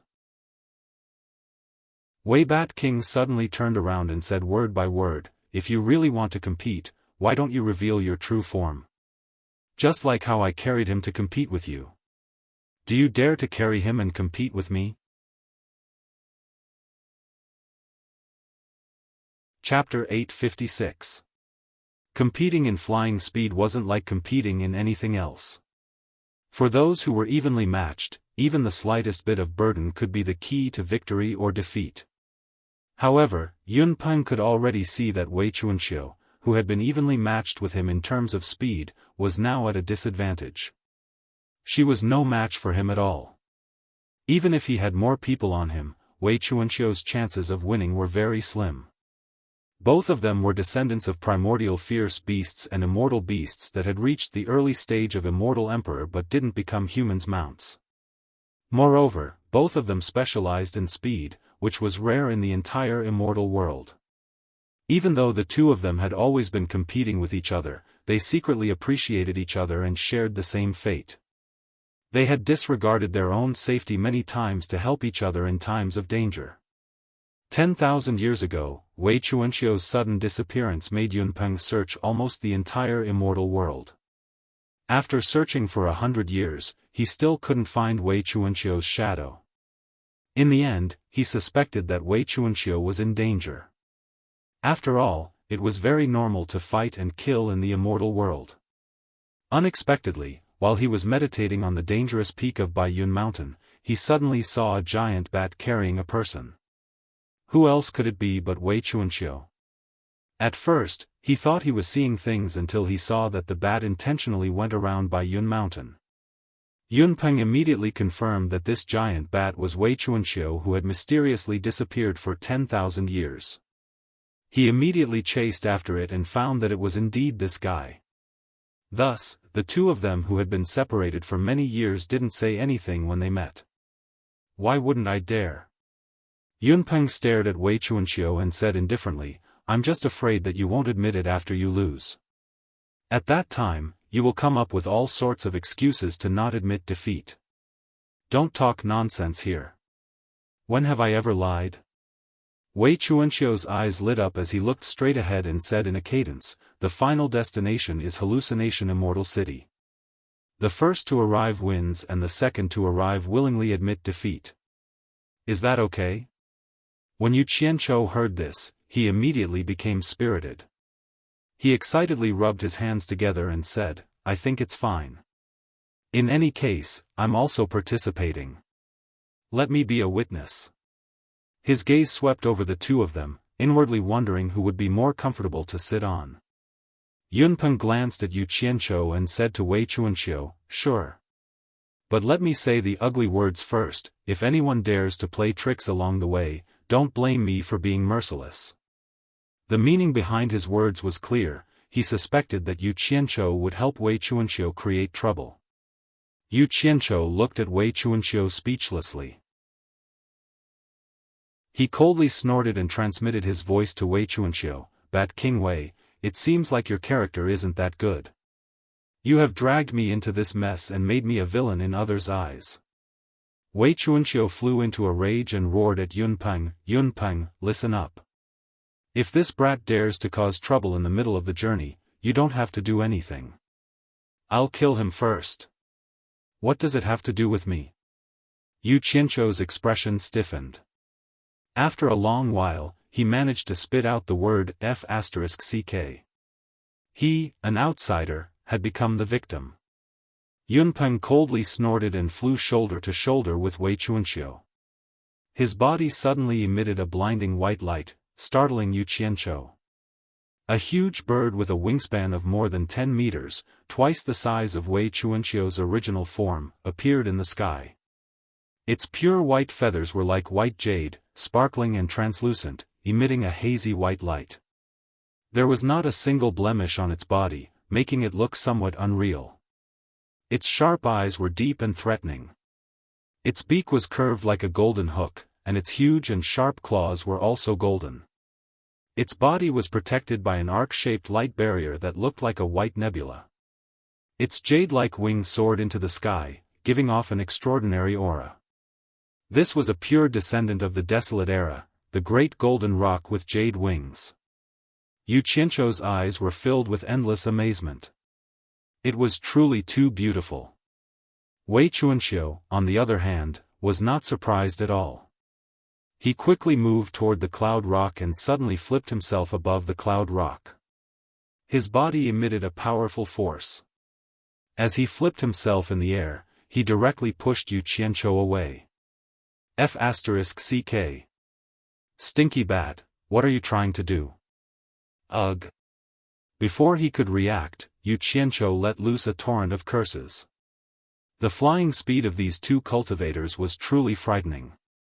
It was truly frightening to be thrown from such a high altitude. When he stabilized himself, Yu Qianzhou discovered that he had already landed on Yunpeng's back. He was safe and sound.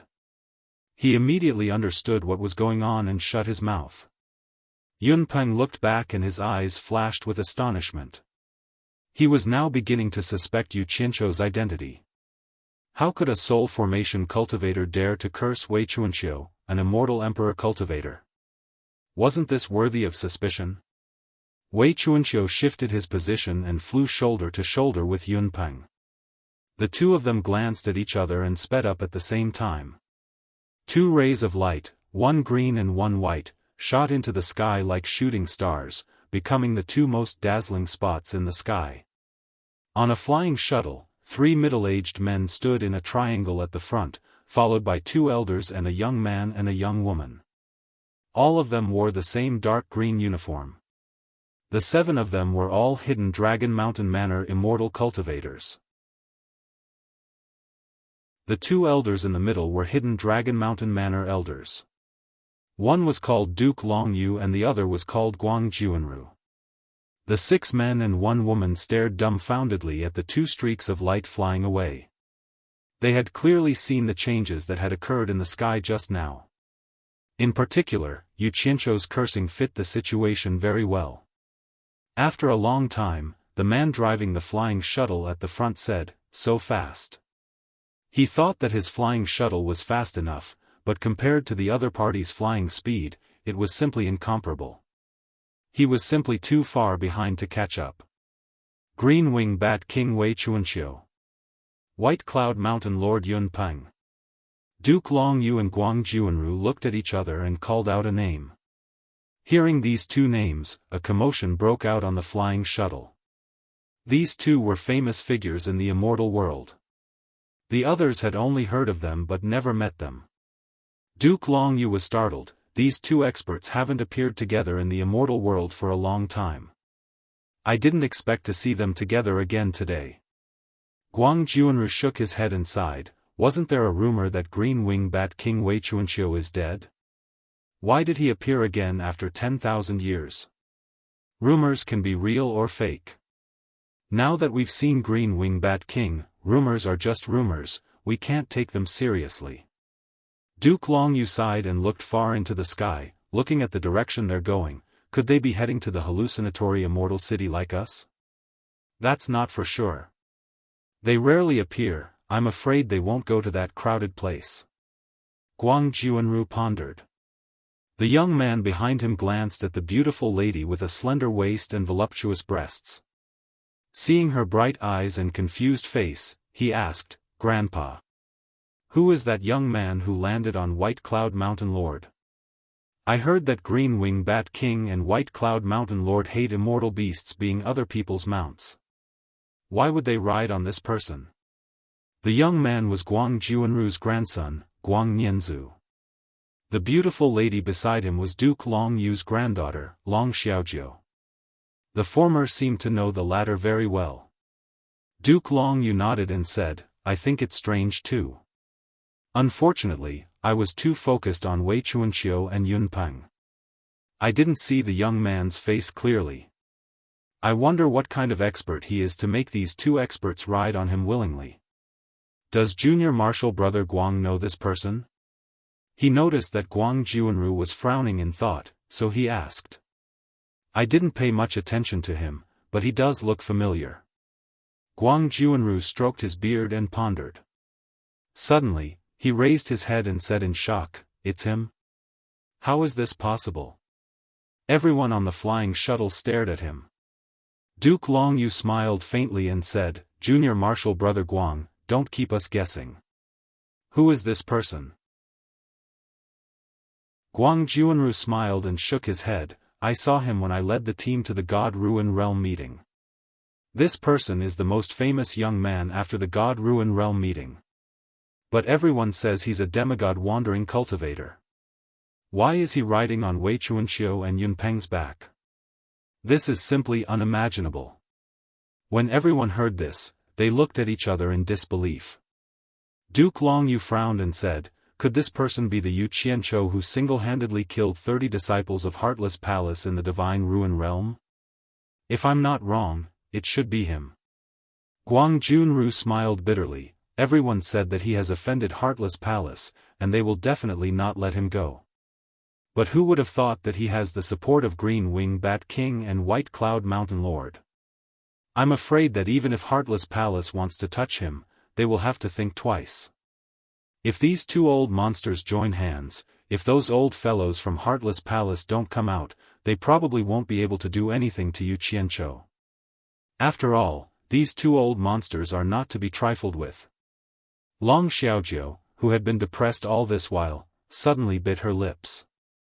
Hatred flashed across her eyes as she asked, "This Yu Qianzhou should be that Wanling's lover, right? I heard that Wanling shamelessly flirted with that Yu Qianzhou in front of everyone."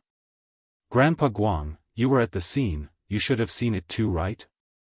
The flying shuttle instantly became silent. Everyone was secretly sizing each other up. Ancestor Guang Nianzu looked at Long Xiaojiu with a complicated expression. Everyone present knew that Long Xiaojiu and Wan Ling were arch-enemies. Long Xiaojiu was originally in love with a handsome young man, and both parties were already discussing marriage. Who knew that Wan Ling would suddenly come out and interfere, and actually bewitched the man who was about to become Long Xiaojiu's husband away? The most infuriating thing was that after Wan Ling coaxed that man to break up with Long Xiaojiu, she also kicked that man away. In the end, that man found Long Xiaojiu to repent and beg her to forgive him. Long Xiaojiu, who suffered great humiliation, killed that man in a fit of anger, which caused quite a bit of trouble.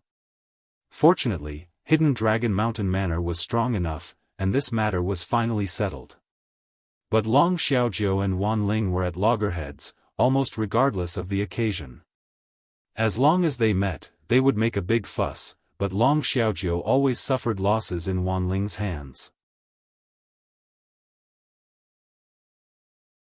Chapter 857. In short, Long Xiaojiu was always at a disadvantage in every aspect of the battle.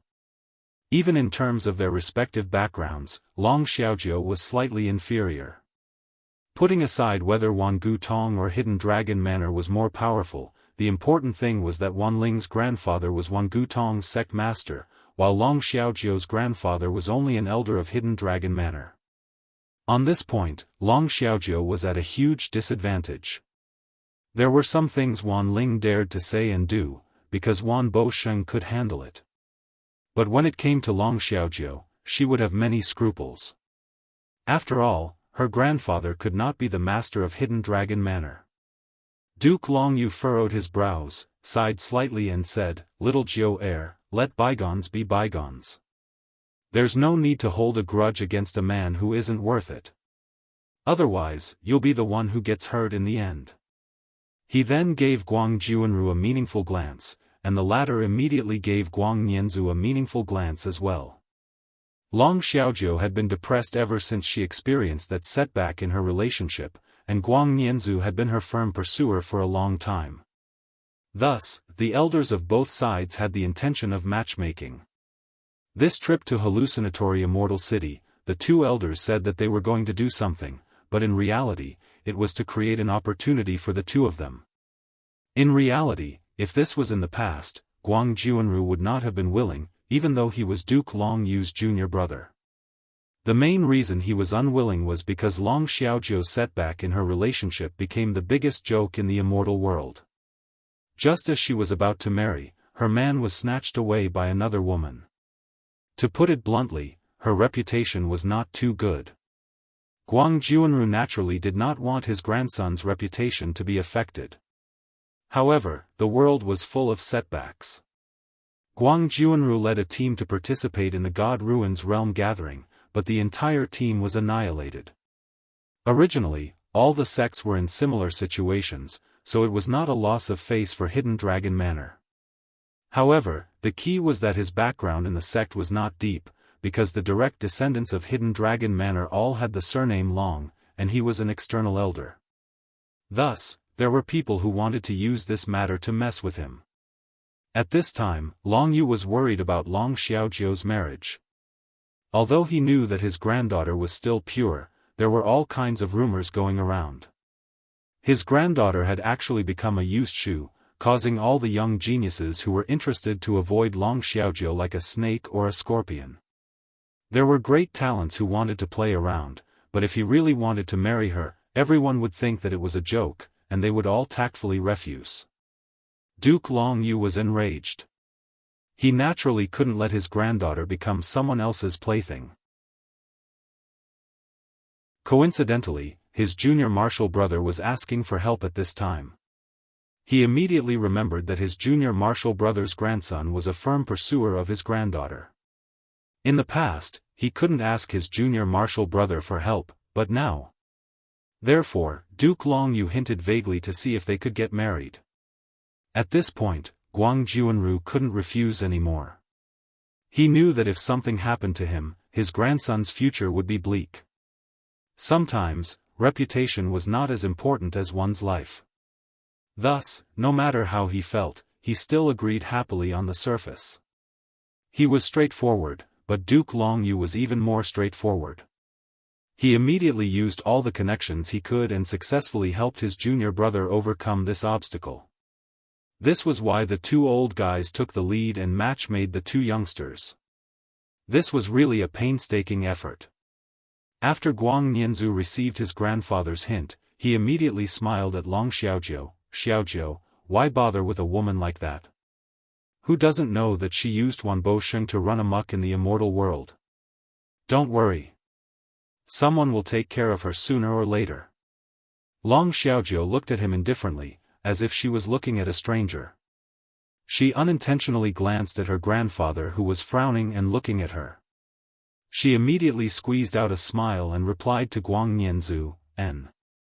Guang Nianzu's joy was written all over his face. He pointed at the beautiful scenery of the mountains and rivers below and chattered endlessly. Long Xiaojiu cooperated with him with a forced smile and nodded continuously. She was a man of few words and refused to give a complete sentence to Guang Nianzu. Guang Nianzu didn't mind. Although his grandfather Guang Juanru also had a smile on his face, it was a little unnatural. Some were happy and some were sad. At this moment, Yu Qianqiu had forgotten all his worries. He sat cross-legged on the back of the cloud rock with a smug smile on his face. His shoulders trembled as he laughed. From time to time, he waved his hand and shouted at Wei Chuanxiu who was chasing after him, Bat King Wei. Faster, faster, we'll catch up soon. Hee hee. One in front and one behind, one green and one white, two streams of light cut through the sky. The surrounding clouds disappeared in an instant. It had to be said that carrying a person was indeed a burden in a competition of pure speed. However, Wei Chuanxiu was still clearly at a disadvantage. From the beginning, they were flying shoulder to shoulder. Now, they were half a body lower. Now, there was a distance of nearly 100 meters between them. However, Big Bat's eyes had turned red. Clearly, he was very competitive and his eyes were bloodshot. No one knew when it started, but there were more and more streams of light coming and going in the surroundings. All the immortal cultivators that were tearing through the sky were shocked by this world-shocking speed, and all of them stopped in midair as they watched the azure and white streaks of light chase after each other. From time to time, the exclamations of White Cloud Mountain Master and Green-Winged Bat King resounded in the air. What attracted everyone's attention the most was still Yu Qianqiu, who was sitting on the back of the cloud rock, baring his fangs and brandishing his claws at Wei Chuanxiu. After all, the celestial realm was so big. There weren't many people who could recognize him, Yu Qianqiu. The frequency at which the flowing lights of various colors appeared became more and more frequent. Yunpeng, who had been flying quickly in front of him, was shocked when he came into contact with the surprised and shocked gazes. Only then did he realize that he, the master of White Cloud Mountain, had become someone else's mount. If no one saw it, it wouldn't matter. But what was worse was that so many people saw it. That heart of the cloud rock. It instantly became cold. He, who had always been arrogant, for the first time, his eyes became evasive and unconfident. He didn't dare to look at everyone's shocked eyes. Due to his absent-mindedness, his speed started to slow down. From the increasing number of people appearing in the surroundings, he could determine that they weren't far from Illusionary Immortal City. The closer they got to Illusionary Immortal City, the more people would appear. Bat King Wei. Quick, quick, quick, we're close. Yu Qianqiu excitedly waved his arms. He didn't expect Wei Chuanxiu's potential to be so great. He was actually catching up faster and faster. In reality, this was just his misperception. He was sitting on the cloud rock and the cloud rock's speed was gradually slowing down. He just couldn't feel it. But to a pursuer like Wei Chuanxiu, he could clearly feel it. Wei Chuanxiu looked around and was instantly overjoyed. Wei Chuanxiu was very clear about the cloud rock's character. The cloud rock was arrogant and treasured its feathers. How could it be someone else's mount? From the moment Yu Qianqiu landed on his back, Wei Chuanqiu knew that the Cloud Rock was definitely going to lose. Now that he saw it, it was just as he expected. He had fallen for his trap. The gap between the two was getting smaller. 50 meters, 30 meters, 10 meters. Yu Qianqiu jumped up excitedly. He waved his arms and shouted, "Bat King Wei is catching up. Quick!" "All right!" Wei Chuanqiu shouted. The two finally returned to a situation where they were flying side by side. After a short stalemate, Wei Chuanqiu's figure slowly moved forward. He laughed sinisterly and gradually shook off the Cloud Rock. In the end, the Cloud Rock was the one chasing him. At this moment, the Cloud Rock didn't seem to see this scene. His sharp and spirited eyes were somewhat slack as he flew numbly. His arrogant heart was ruthlessly trampled on. He didn't know what was going on. Why did he agree to let Yu Qianqiu ride on his back? But it also felt like he was the one who wanted to compete with Wei Chuanqiu. Actually, the reason was very simple. It was because he saw an old friend that he hadn't seen for 10,000 years. He didn't expect that Wei Chuanqiu was still alive, so he was too excited. However, he was also a person with a cold face but a warm heart. He was used to using actions to express himself. In his heart, continuing the competition from 10,000 years ago was the best greeting gift. Wei Chuanqiu's sinister laughter as he brushed past caused the excited Yu Qianqiu to be slightly startled. He sensed that something was wrong. Furthermore, he finally sensed that Yun Peng's speed was gradually slowing down. Looking at the surprised gazes from all around him, he seemed to have guessed something. "Damn it! Don't vent your anger on me when you lose." Yu Qianqiu coughed and sat down cross-legged. He no longer cheered for Wei Chuanqiu. Instead, he heavily patted Yun Peng and said, "Senior Yun, Bat King Wei has already overtaken you when you weren't paying attention." Yun Peng suddenly woke up from his daze. Hearing the sinister laughter that came from 100 meters away, he immediately understood everything. He immediately shouted angrily, "Wei Chuanqiu, you dare to scheme against me? **T. If you want to act shamelessly, then say it clearly. If you bet, then you have to accept your loss. Don't play this game." Wei Chuanqiu's voice came from the front. Yun Peng's eyes suddenly burst with a bright light. Without saying anything, his flying speed exploded. He chased after the stars and the moon as he bit towards Wei Chuanqiu. He had already thought it through. Since he had already lost face, he could not let Wei Chuanqiu's scheme succeed. The distance between the two sides immediately began to slowly close. Wei Chuanqiu immediately felt the pressure. In his heart, he cursed Yu Qianqiu for blindly interfering. If he let Yun Peng become stupid for a while longer, then he would definitely win. The two of them instantly went all out. Their flashing speed caused a burst of exclamations in the air. In Chu Tian's eyes, a vast and boundless sea of clouds appeared. There were countless streaks of light rising and falling in the clouds. Because of this, the two of them became even more fierce. Yun Peng was slowly catching up with an unbelievable speed, but in the end, he was still a bit late. In an instant, the two of them rushed into the sky above the vast sea of clouds. The streaks of light scattered to the sides in shock. Wei Chuanqiu, who was leading by nearly 10 meters, suddenly changed his direction. He directly turned and soared into the sky.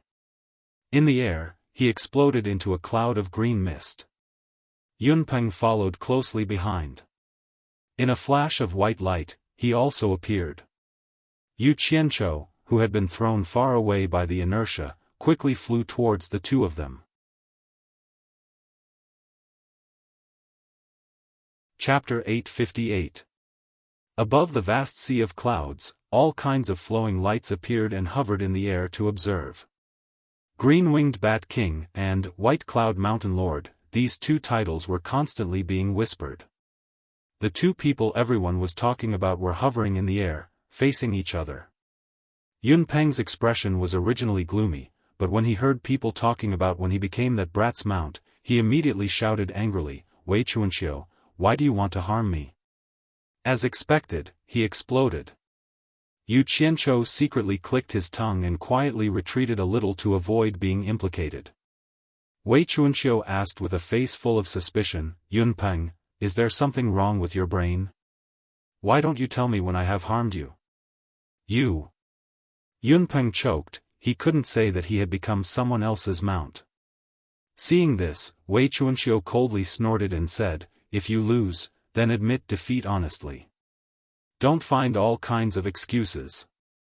If you refuse to admit defeat, I can't do anything to you. Say it yourself.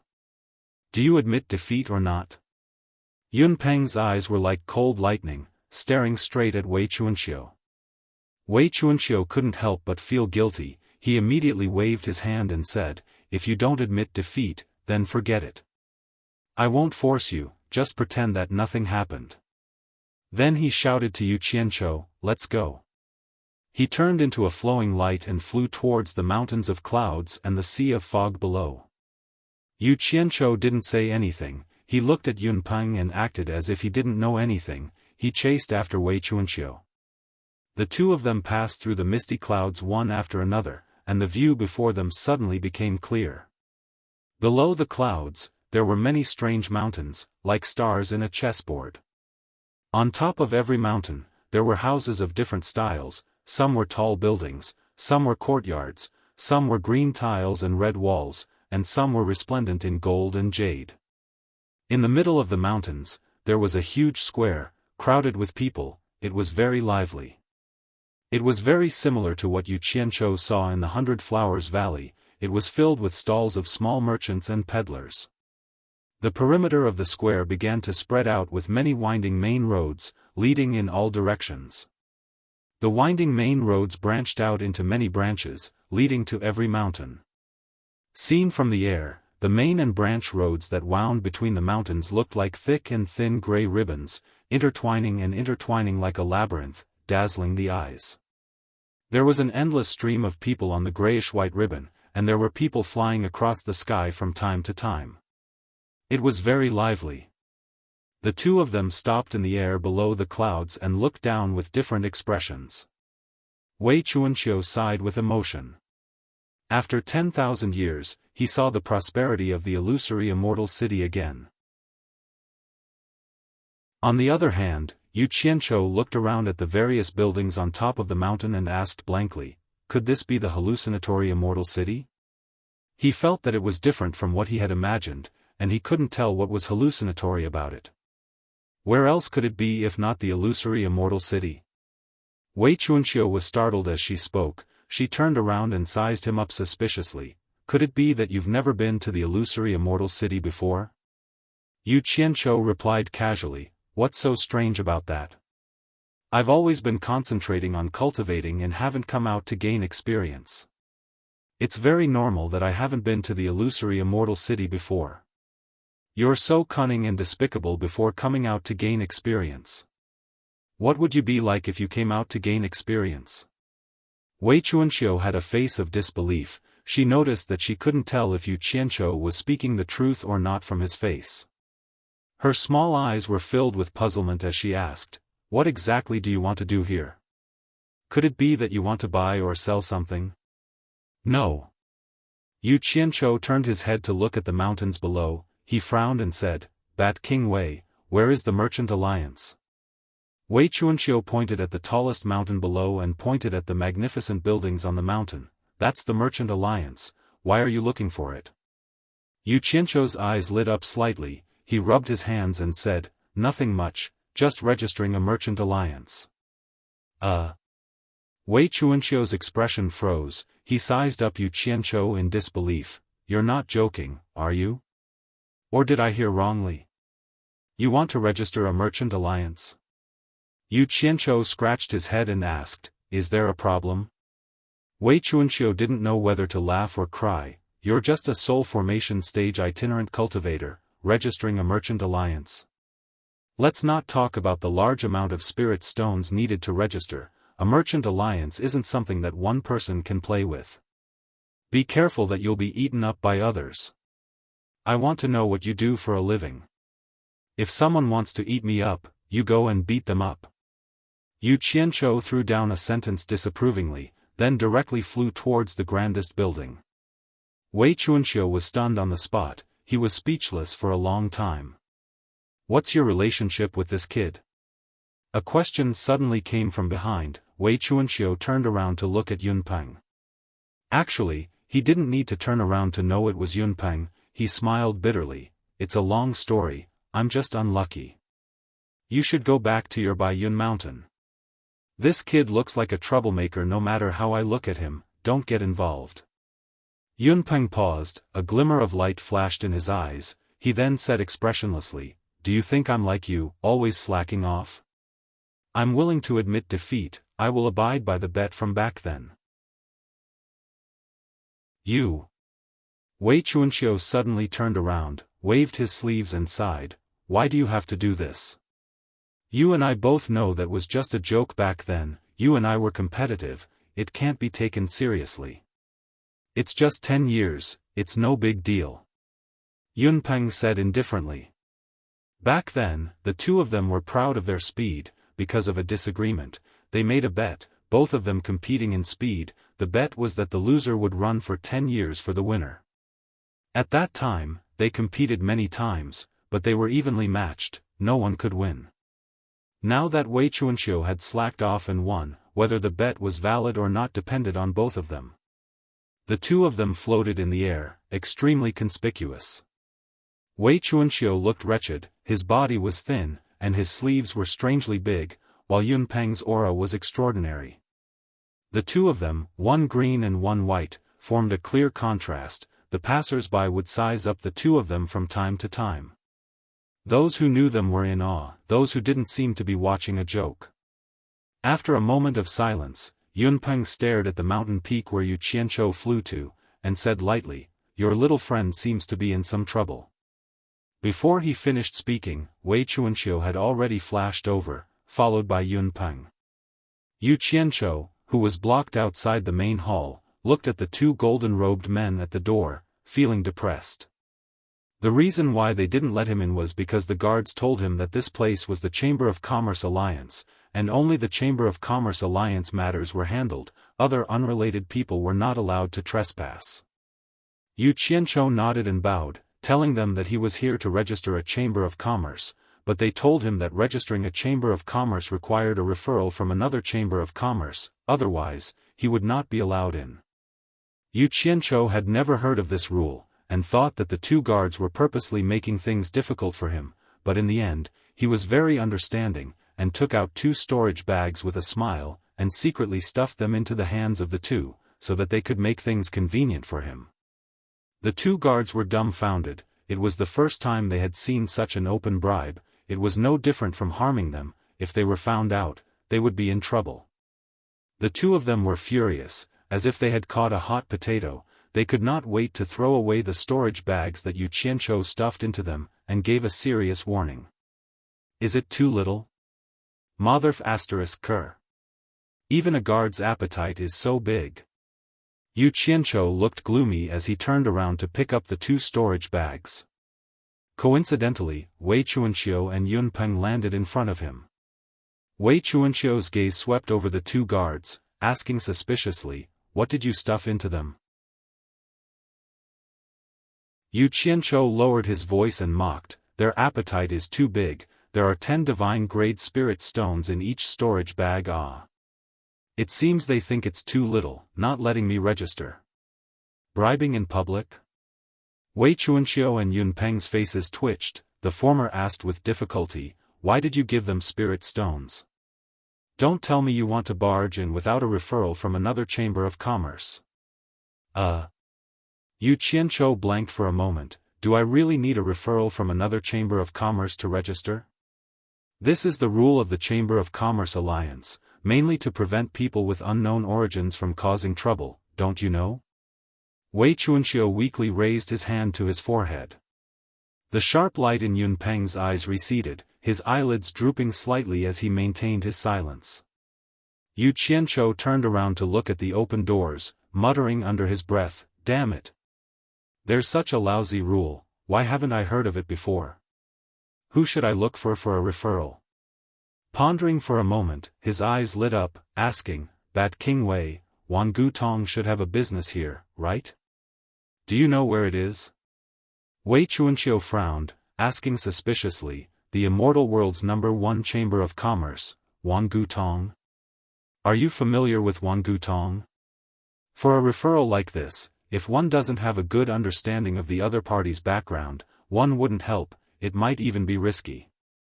Without old man Wan Bo's approval, no one would dare to help Wan Gutong. Are you sure Wan Gutong is useful? I'll give it a try."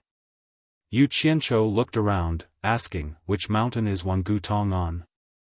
At this time, Yunpeng, who had been silent all this time, suddenly pointed to a mountain not far away, over there. Yu Qianzhou took the opportunity to look at the gray buildings on the opposite side of the mountain. Nodding his head, he put away the 2 storage bags in his hands and flew off in a flicker. Wei Chuanxiu and Yunpeng exchanged a glance, then followed after Yu Qianzhou. Both of them were curious whether Yu Qianzhou was really that capable, choosing the #1 sect in the immortal world, Wan Gutong, out of all people. The 3 of them landed in front of the Grey Hall on the opposite side. This place was obviously livelier than the Commerce Alliance's area, with people walking in and out of the hall. Wei Chuanxiu and Yunpeng followed behind Yu Qianzhou. More importantly, the 2 of them standing together was too eye-catching, immediately attracting the attention of many people. Elder Wan Gui, who was sitting behind the curtains in the side hall, stood up and walked out in large strides. From afar, he cupped his fists towards Wei Chuanxiu and Yunpeng, "So it's the green-winged Bat King and White Cloud Mountain Chieftain, sorry for the disrespect." These 2 people's names did have some influence in the immortal world. Everyone in the hall stopped to look at them. Wei Chuanxiu chuckled, "So it's Gui Ah. Are you in charge of this place now?" Both sides were obviously familiar with each other. "I'm ashamed. I'm indebted to the sect master's kindness." Wan Gui said a few polite words. His gaze fell on Yu Qianzhou, who was flanking Wei Chuanxiu and Yunpeng. He cupped his fists in a somewhat surprised manner and said, "Honored sir looks very unfamiliar. May I know who you are?"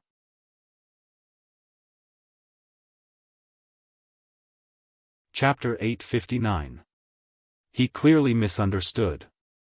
Not being able to see through Yu Qianzhou's cultivation was one reason, but the most important reason was that Yu Qianzhou had Wei Chuanxiu and Yunpeng following behind him. These 2 followers were more powerful, and ordinary people couldn't afford to use them. "I'm no expert," Yu Qianzhou smiled self-deprecatingly and cupped his hands, "I'm Yu Qianzhou." "Yu Qianzhou." Wan Gui was startled. He felt that the name sounded familiar, so he asked tentatively, "You're the Yu Qianzhou who participated in the gathering of the God Ruin Realm?" Yu Qianzhou was also startled by him. He calmed himself down and said, "I did participate in the gathering of the God Ruin Realm, is there a problem?" He thought that Wan Ling and the others wouldn't spread the news that he was an immortal emperor's secret agent everywhere. "He's Yu Qianzhou, so it's him." Whispers immediately came from the hall, and everyone's eyes were focused on Yu Qianzhou. Yu Qianzhou looked around blankly, as if he didn't think that he had already become so famous. Wei Chuanxiu and Yunpeng looked at each other speechlessly. They didn't know where Yu Qianzhou came from. How could so many people know him? This didn't match the identity of a spirit-severing rogue cultivator. The 2 of them didn't know that the people in the hall were even more confused about them. Why would early immortal Emperor Wei Chuanxiu and Yunpeng hang out with a mere spirit-severing rogue cultivator? After confirming that the person in front of him was indeed Yu Qianzhou, Wan Gui immediately looked at him in a new light. He didn't know what was going on between Yu Qianzhou and Wan Gutong, but he heard about Wan Ling holding Yu Qianzhou's hand in public. Wan Ling was deeply doted on by Wan Busheng. Wan Gui had to give face to Wan Ling's lover. He immediately cupped his hands towards the 3 of them and said, "It's rare for 3 esteemed guests to come, please come in." The three of them didn't stand on ceremony and followed him to the room on the left of the hall. After sitting down, Wang Gui asked with a smile, "I don't want to make a deal, I just have a request. I want to register a merchant association with the Alliance, but I need it to be recommended by another merchant association. I'm afraid I'll have to trouble your merchant association to be my referral. I want to register a Chamber of Commerce in the Chamber of Commerce Alliance, but I need a referral from another Chamber of Commerce. I'm afraid I'll have to trouble your Chamber of Commerce to be my referral." The smile on Wang Gui's face froze for a moment, then he laughed it off and said perfunctorily, "I can't make the decision on this. This matter must be approved by our sect leader." Yu Qianzhou didn't have the time to beat around the bush with him. There was a big mess waiting for the Chamber of Commerce to be established, so he bluntly said, "I don't need you to make the decision. Please send a message to your Chamber of Commerce's sect master. He will tell you what to do." Yu Qianzhou didn't have the time to beat around the bush. There was a big mess waiting for the establishment of the Merchant Association, so he said bluntly, "You don't need to make a decision. Please send a message to the master of your Merchant Association. He will tell you what to do." Wang Gui couldn't keep his smile. Even Wan Ling wouldn't talk to an elder like him. If it weren't for Wei Chuanxiu and Yun Peng sitting here, he would have sent them away. The faint smile on Yu Qianzhou's face didn't diminish. He stood up and slowly walked in front of Wang Gui. He said word by word, "I don't want to have any conflict with you, but I don't have time to beat around the bush. I advise you to pass on my words to Wan Bushing as soon as possible. He naturally knows what to do. If you delay things, I'm afraid Wan Bushing won't forgive you." Wei Chuanxiu and Yun Peng looked at each other. They didn't know what was wrong with Yu Qianzhou. He actually dared to say such words. However, to their surprise, Yu Qianzhou's body actually faintly emanated the aura of a superior. He was like a completely different person compared to before. Insolent. Wang Gui's hair and beard stood on end as he barked, "The name of our merchant association's master is not something you can call out." Yu Qianzhou's gaze turned cold. He casually took out the profound purple token and raised it up. "My words have offended you, Elder Wan, please quell your anger. Since Elder Wan is unwilling to help me contact your merchant association's master, then please help me pass my words to Wan Ling. When she gave me this token, she said that I can use this token to look for her if I need anything." Wang Gui suppressed his anger the moment he saw the token. This token represented Wan Gutong's reputation, it couldn't be easily damaged. He snatched the token from Wang Gui's hand, exasperated. "Wait a moment." He turned around and left. Wei Chuanxiu stood up and circled around Yu Qianzhou twice. Then, he clicked his tongue and said, "Where did you come from? A profound zither token shouldn't be something that someone of your cultivation level can obtain, right? How would I know? Someone forcefully gave it to me." Yu Qianzhou shrugged innocently. "Don't give me that." Wei Chuanxiu rolled his eyes. "Tell me honestly, who is the Wan Ling who gave you the token? She must be a woman, right?" Yun Peng at the side chimed in, "I heard she's Wan Bushing's precious granddaughter. Wan Bushing dotes on her a lot. She wasn't born before you went into seclusion." Wei Chuanxiu made a long, "oh" sound, an ambiguous smile hanging on his face. "Not bad, brat. You actually got together with Wan Bushing's precious granddaughter, amazing. Admirable. What kind of person do you take me for?" Yu Qianzhou snorted disdainfully. Not long after the two of them messed around, Wang Gui hurried in, slightly fearful as he bowed to Yu Qianzhou. "I've offended you just now, please forgive me. The sect leader has personally instructed me to do my best to cooperate with you." Before this, he had thought that Yu Qianzhou was someone who relied on Wan Ling to live off a woman. After contacting Wan Ling, he relayed Yu Qianzhou's words to her, and Wan Ling nervously asked him to wait for a moment. What surprised Wang Gui was that not long after, Wan Bushing personally contacted him, warning him in an unusually serious tone, "Promise him, try not to provoke him in the future, this person's background is very deep. Wan Busheng only gave him such a short sentence, but Wan Gui immediately sensed something unusual. Wan Gudong was already the #1 chamber of commerce in the immortal world, and from Wan Busheng's mouth, how could it be simple? In addition to Yu Qianzhou's previous words and actions, Wan Gui was a little shocked, faintly suspecting that Yu Qianzhou had some connection with the immortal palace, otherwise, how could Wan Busheng treat him so cautiously? But thinking about it, it didn't seem right. The Chamber of Commerce Alliance was originally controlled by the Immortal Palace. If Yu Qianzhou was from the Immortal Palace, why would he need Wan Gudong's recommendation? No matter how he thought about it, he couldn't figure out the reason, but he knew that this Yu Qianzhou was not someone he could afford to provoke.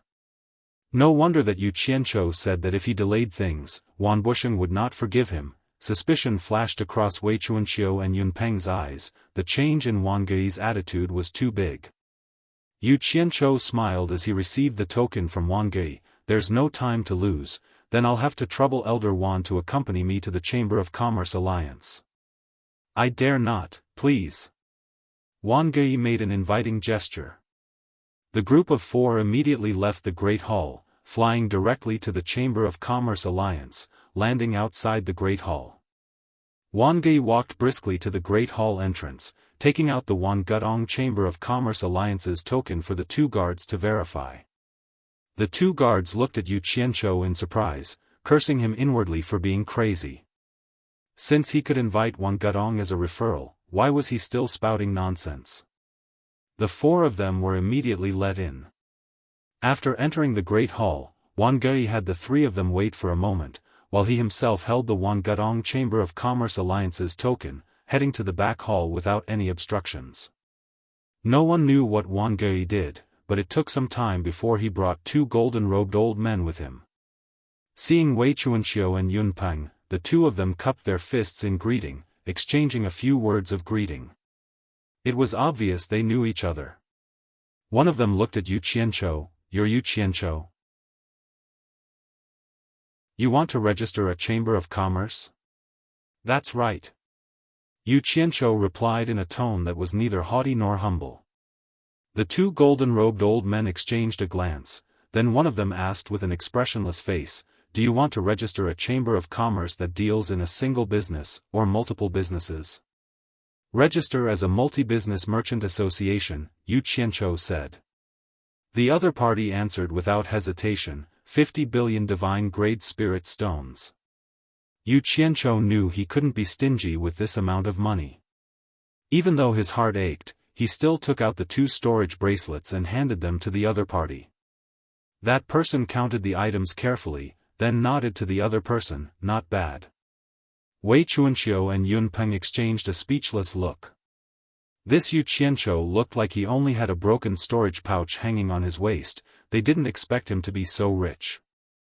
Wan Gui's expression tightened. 50 billion divine-grade spirit stones was not something an average soul formation rogue cultivator could take out. This person's background was indeed not simple. Little did Wan Gui know that this amount of money came from their eternal trade association.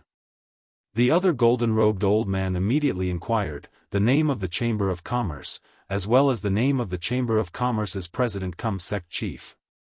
Yu Qianzhou straightened his back, a sharp light flickered in his eyes as he replied in a sonorous voice, the World Commerce Chamber.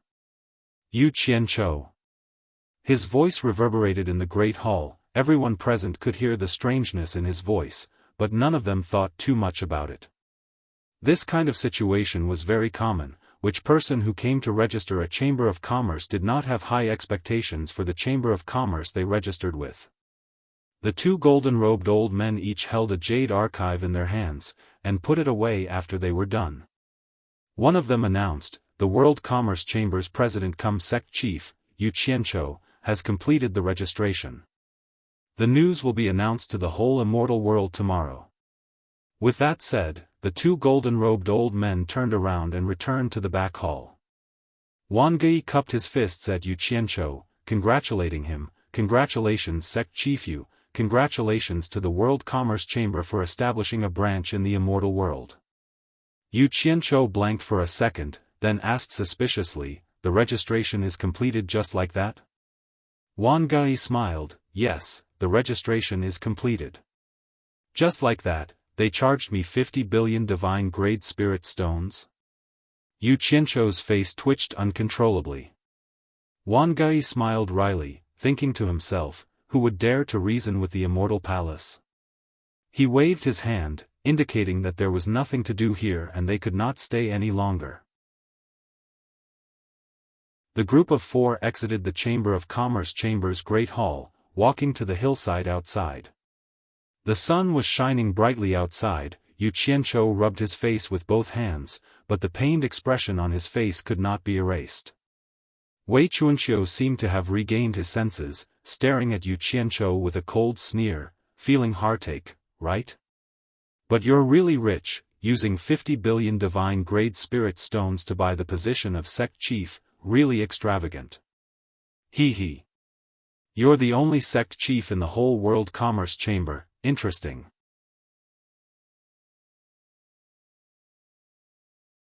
Chapter 860. Who says I'm a lone sect leader? Yu Qianzhou looked at Wei Chuanxiu indifferently, his eyes narrowed as he said slowly, don't I still have you? Wei Chuanxiu was rendered speechless. Noticing that Yun Peng and Wang Gui were looking at him suspiciously, Wei Chuanxiu straightened his face. Yu Qianzhou, don't drag that world commerce of yours into my head, I have no interest in your rundown world commerce that has nothing. Yu Qianzhou tilted his head to avoid the dazzling sunlight. Looking at the streams of light rising and falling in the sky, he slowly said, everything starts from nothing. What should have will eventually have. It's time for a lone sect leader like me to recruit some subordinates. As he was speaking, his eyes suddenly narrowed, looking at the buildings on the surrounding hills, asking in astonishment, other merchant houses have their own hills here, where is my territory? Everyone exchanged a glance, then Wang Gui said as if it was a matter of course, naturally you have to buy it. You have to buy it? Didn't you pay 50 billion divine-grade spirit stones just now? Yu Qianzhou exclaimed in shock. It's fine if you don't have to spend money. Wei Chuanxiu said with a mocking smile, there is another method that the World Commerce Alliance allows. If you fancy a house's territory, you can use your name as the World Commerce House's sect leader to issue a challenge to that house's sect leader. According to the World Commerce Alliance's rules, both houses' sect leaders are allowed to challenge each other. As long as you win against the other house's sect leader, the other house has to give up their hill to you, then you don't have to spend a single spirit stone. This works? Yu Qianzhou was rendered speechless for a moment, then asked with a lack of confidence, how many spirit stones does it cost to buy a hill? He admitted that he didn't have the ability to challenge other houses' sect leaders, thus he didn't count on saving money.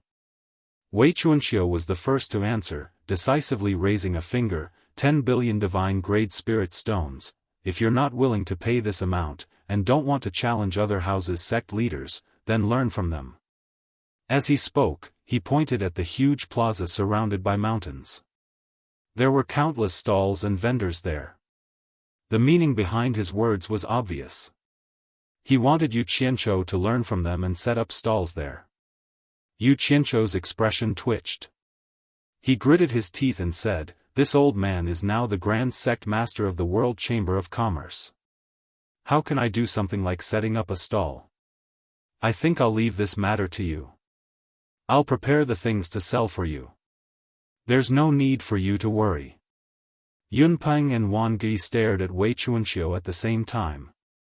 The latter's smile froze on his face. After a long while, he said, what? Why? Why not? Because you promised to help me.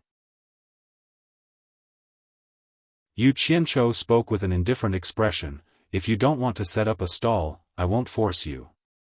Lend me 10 billion divine-grade spirit stones first, I'll repay you later. 10 billion? Wei Chuanxiu was dumbfounded. I don't see any hope of a lone sect master like you making money. What's the difference between lending you 10 billion spirit stones and throwing it away? I don't even have enough spirit stones for my own use. I can consider giving you 1 or 200 million spirit stones for free, 10 billion is out of the question. Yu Qianzhou's eyes lit up. He had said it casually, but from the other side's words, it seemed like he could really take out 10 billion spirit stones. He coughed lightly. For an expert like you, taking out 10 or 20 billion spirit stones shouldn't be a problem. As for my ability to repay you, you don't need to worry about it. Think about it, I can take out 50 billion spirit stones to register the World Chamber of Commerce. Do you think I'll be short of your 10 billion? Wei Chuanxiu shook his head like a rattle drum, refusing. Since you're so rich, why are you thinking about me? I haven't had any income for many years, living off my savings. If you want to borrow money, find someone else. For example, their Wan Gutong is very rich, don't you have a close relationship with them? His finger pointed at Wang Gei. Wang Gei lowered his head and pretended he didn't hear anything, pretending he didn't know anything. This matter has nothing to do with me. Yu Qianzhou glanced at him. He wouldn't do something like reaching out to Wan Gutong for money again. As the saying goes, even a rabbit will bite when it's cornered. He couldn't keep trying to take advantage of the other party. If he pushed the other party into a corner, he would be the one in trouble. This kind of stupid thing couldn't be done. Wei Bat King, you promised to help me. Yu Qianzhou emphasized this point once again. Wei Chuanxiu immediately protested. It's true that I promised to help you, but I can't possibly take out my savings to play with you. Look at what you've done. You actually spent 50 billion to buy a lone sect leader, your brain. I'm not going to play along with you, and I can't afford to, because I'm not as extravagant as you.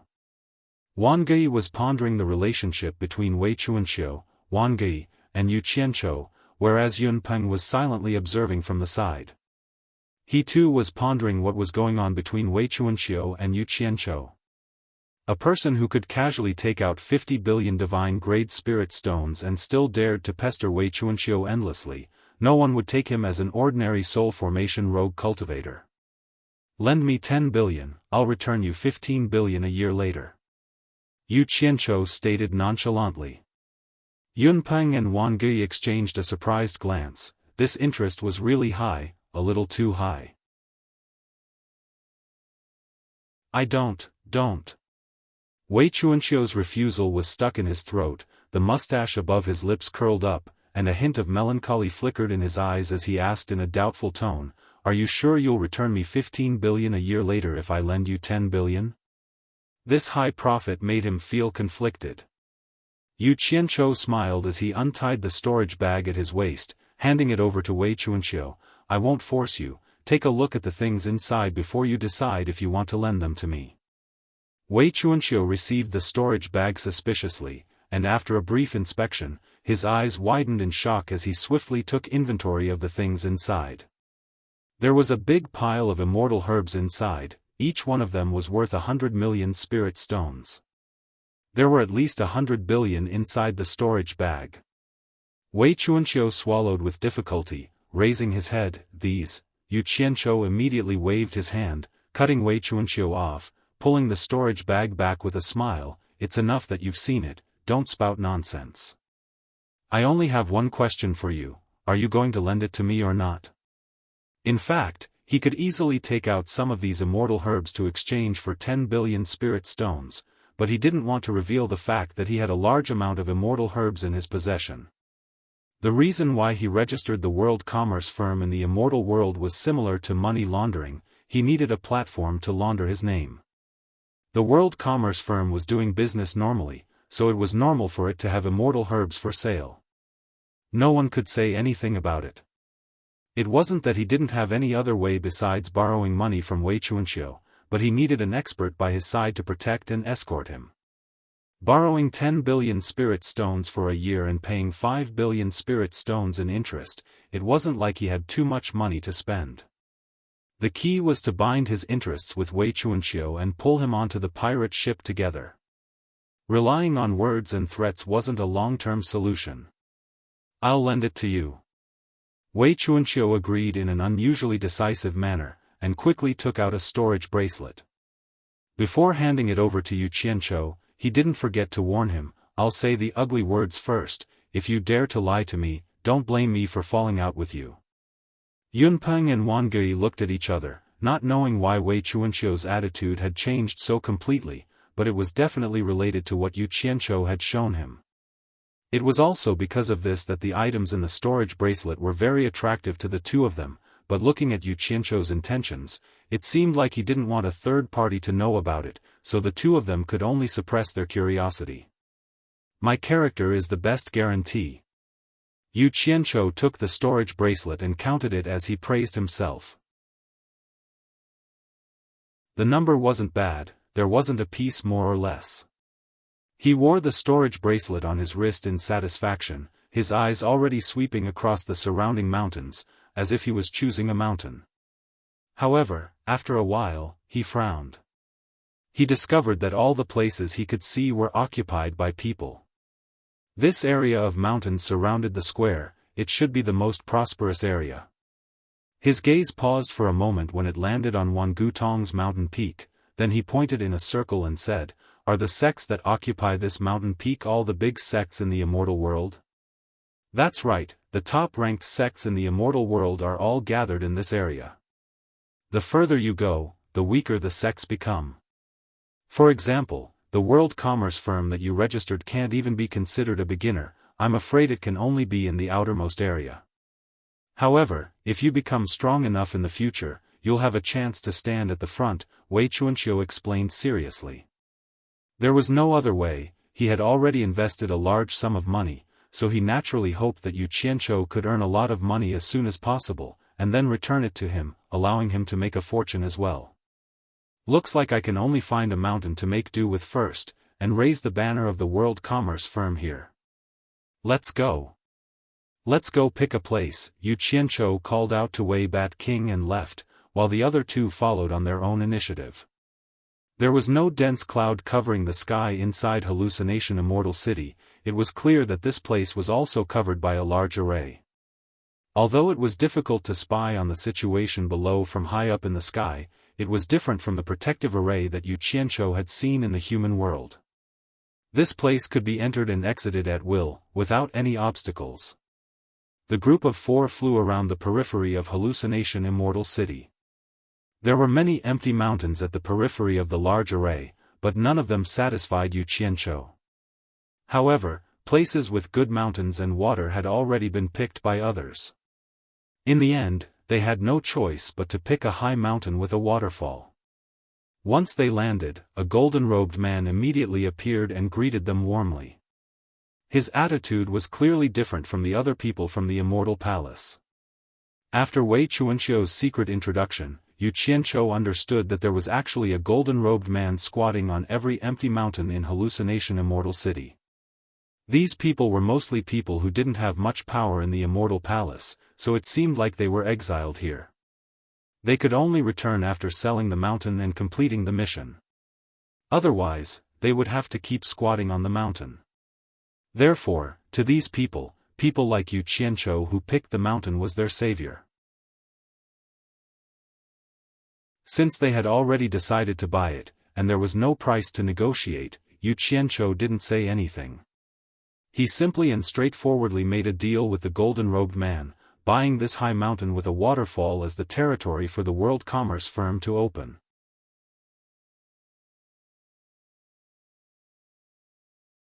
Chapter 861.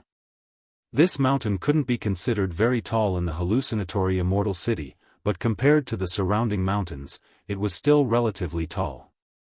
Standing at the top of the mountain, one could clearly see the situation of the surrounding mountains.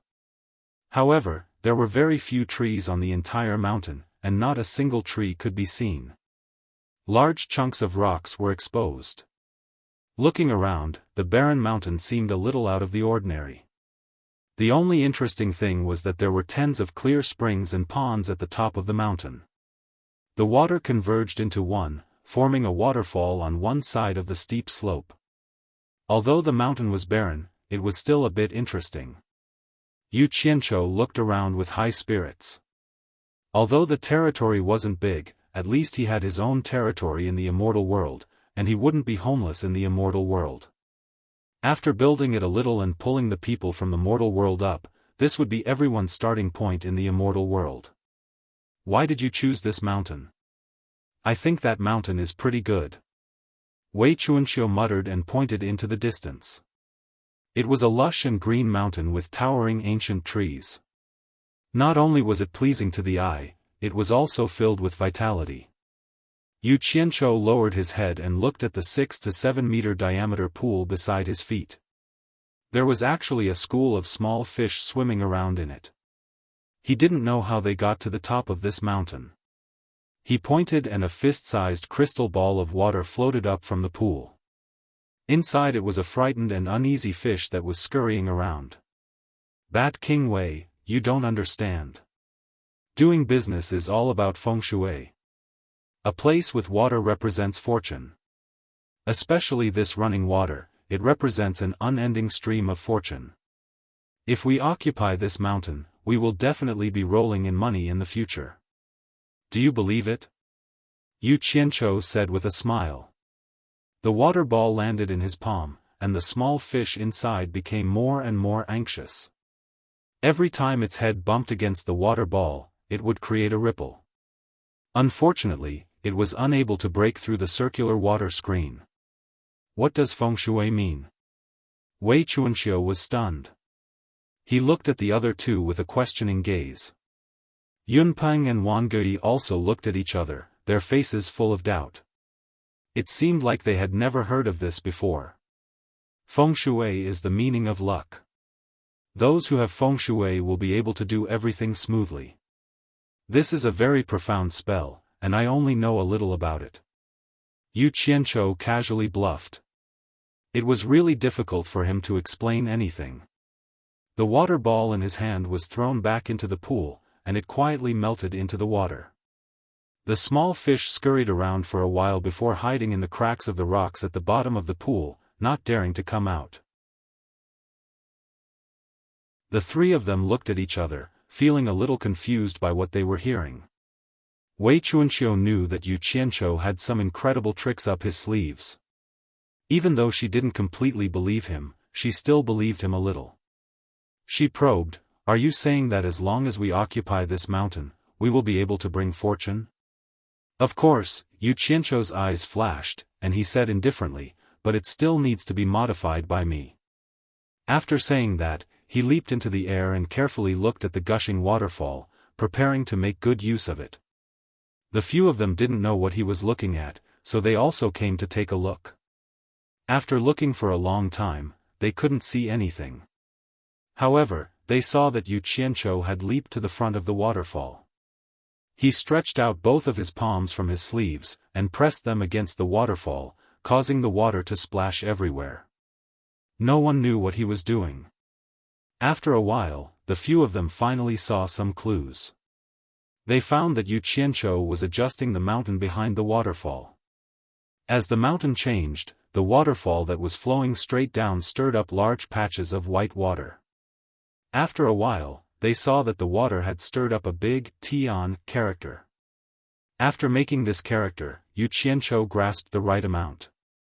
The speed at which his palms rose and fell increased, and a down character appeared once again. Not long after, the four huge words World Chamber of Commerce stood erect on the slightly slanted mountain with an awe-inspiring aura. Each word emitted a hua-hua sound of surging water. The different pitches produced by the four words seemed to be announcing to everyone that this was the World Chamber of Commerce.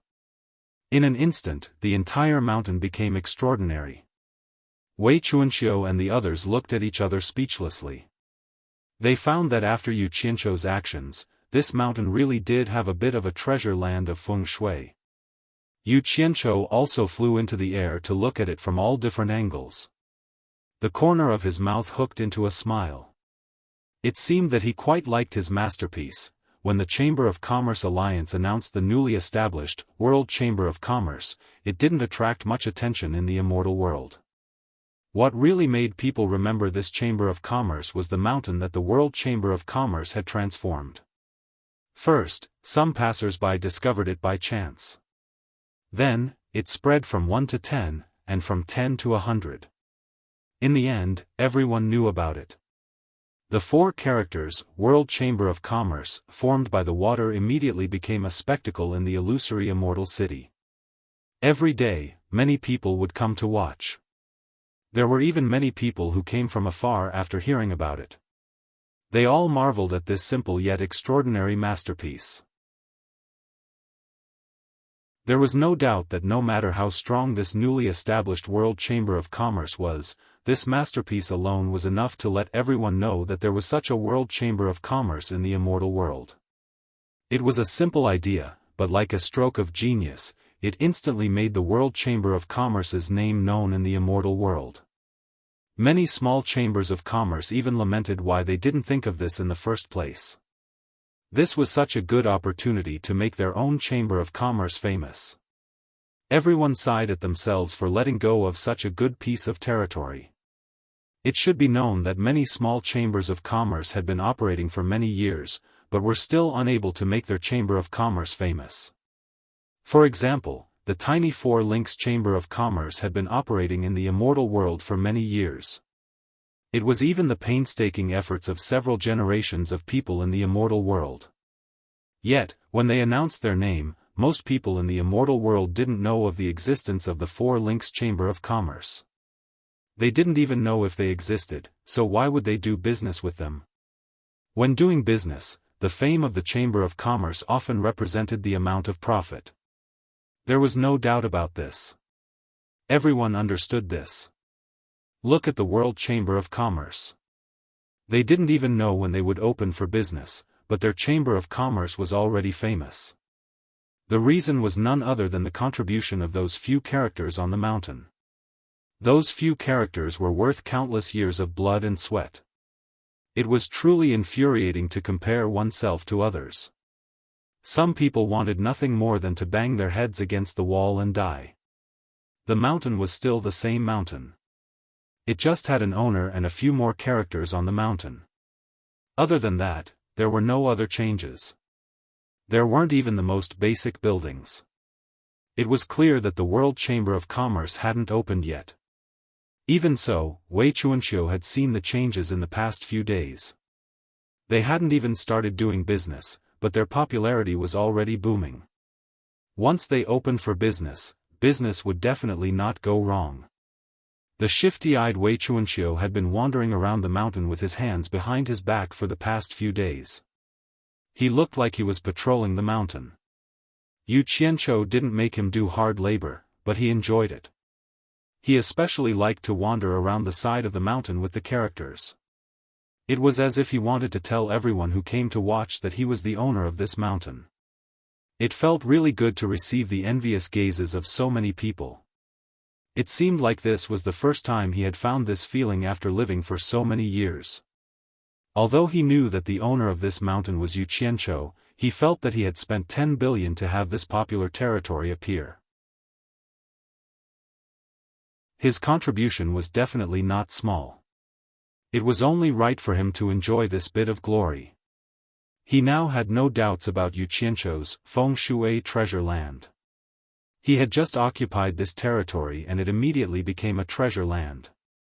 The Feng Shui was too good, he would definitely be able to make money in the future. However, the more he thought about it, the more conflicted he became. If business was booming in the immortal world, then he would be able to make a fortune. However, he would only receive 5 billion for the money he spent. Wasn't that too little? Wei Chuanxiu's beady eyes darted around, looking at Yu Qianqiu, who was also looking around the mountain. Yu Qianqiu had been thinking about how to use the current location to build this mountain, especially the dozens of clear springs and ponds. It would be a waste not to use them. Wang Gui had long returned to Wangu Tong. He had his own matters and couldn't always accompany them. Yun Peng, on the other hand, found a place to sit cross-legged on the mountain. He hadn't moved for the past few days, but he was constantly paying attention to Wei Chuanxiu's movements. Based on his understanding of Wei Chuanxiu, Yun Peng could vaguely guess that Wei Chuanxiu was up to no good. Yu Qianqiu, when do you plan to start work on this mountain? Wei Chuanxiu had slipped behind Yu Qianqiu without him noticing, asking with a smile. His concern was obvious on his face. Yu Qianqiu jumped on top of a large rock and looked around the mountain again. His gaze gradually became resolute, as if he had made up his mind. He nodded slowly. I'll find people to start work in the next few days. He. That's good, that's good. Such a good feng shui treasure land is really a waste. Cough, cough. That.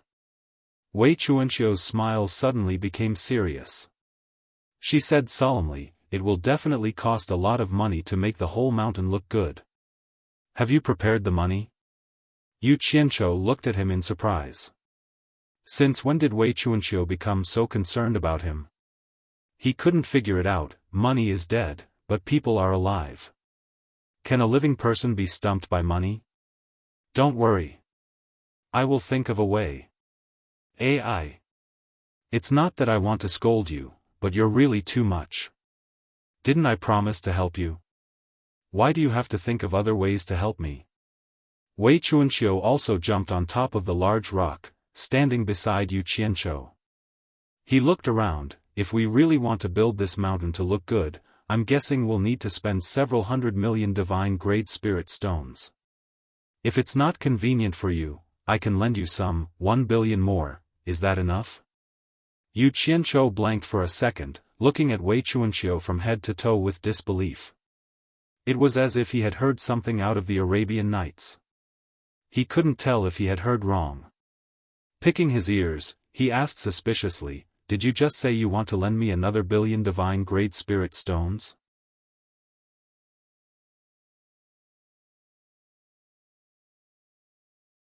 Chapter 862. Wei Chuanqiu waved his hand to stop him. Based on our relationship, you're treating me like an outsider. How about this? Before he finished speaking, he secretly glanced at Yunpeng, who was sitting cross-legged not far away, and then transmitted his voice in a low voice. I estimate that the immortal herbs in your storage bag are worth hundreds of billions. I gave you 10 billion before, and now I'll give you another billion. It's almost a tenth of the price of the immortal herbs in your hands. How about this? You don't have to return the money in a hurry. Saving more money to develop the world commerce is the right way. Just let me take 10% of the world commerce's shares. I don't want any more. What do you think? If you agree, I'll give you another billion immediately. Yu Qianqiu leaned back slightly and sized him up. He could tell that this old bat was also a fellow who only cared about money. He coughed and said, it's not appropriate to always take out your own capital. Forget it, I'll think of another way. Don't. Wei Chuanqiu's eyes widened. He stopped transmitting his voice and pretended to be angry. Based on our relationship, there's no point in treating me like an outsider. Damn it. You were so stubborn when I wanted to borrow money from you. Now you're not treating me like an outsider. Yu Qianqiu shook his head. I don't want to treat you like an outsider either. But you can see that my cultivation is shallow. If the world commerce is destroyed one day, you'll lose everything. I really don't want to harm you. Don't worry. Whoever wants to destroy the world commerce's business will have to go through me first. Wei Chuanqiu patted his chest and guaranteed righteously. Then, he took out a storage bracelet that he had prepared before coming and stuffed it into Yu Qianqiu's hand. He said solemnly, this is 1 billion. It's settled. Yunpeng, who had been staring at them, shook his head slightly and closed his eyes slowly. Yu Qianqiu looked at the bracelet in his hand and raised his brows. This is not impossible. Old bat, I'll say the ugly words first. No matter how much money you invest, without my permission, you are not allowed to interfere with the world commerce's business. If you agree, then it's fine. If you don't, you can take the money back. This. Wei Chuanqiu hesitated for a moment. If he didn't care about anything, wouldn't he have the right to care after spending more than 10 billion? This was not a small amount of money. Don't worry, I won't leave you out once we earn money. Just wait for your share, Yu Qianqiu added. If he didn't want to tie them down with benefits, he wouldn't want any outsiders to participate in World Chamber of Commerce's business. Wei Chunqiu gritted her teeth and made up her mind. I believe you. It's settled then. Upon hearing this, Yu Qianzhou immediately put away the storage bracelet and laughed.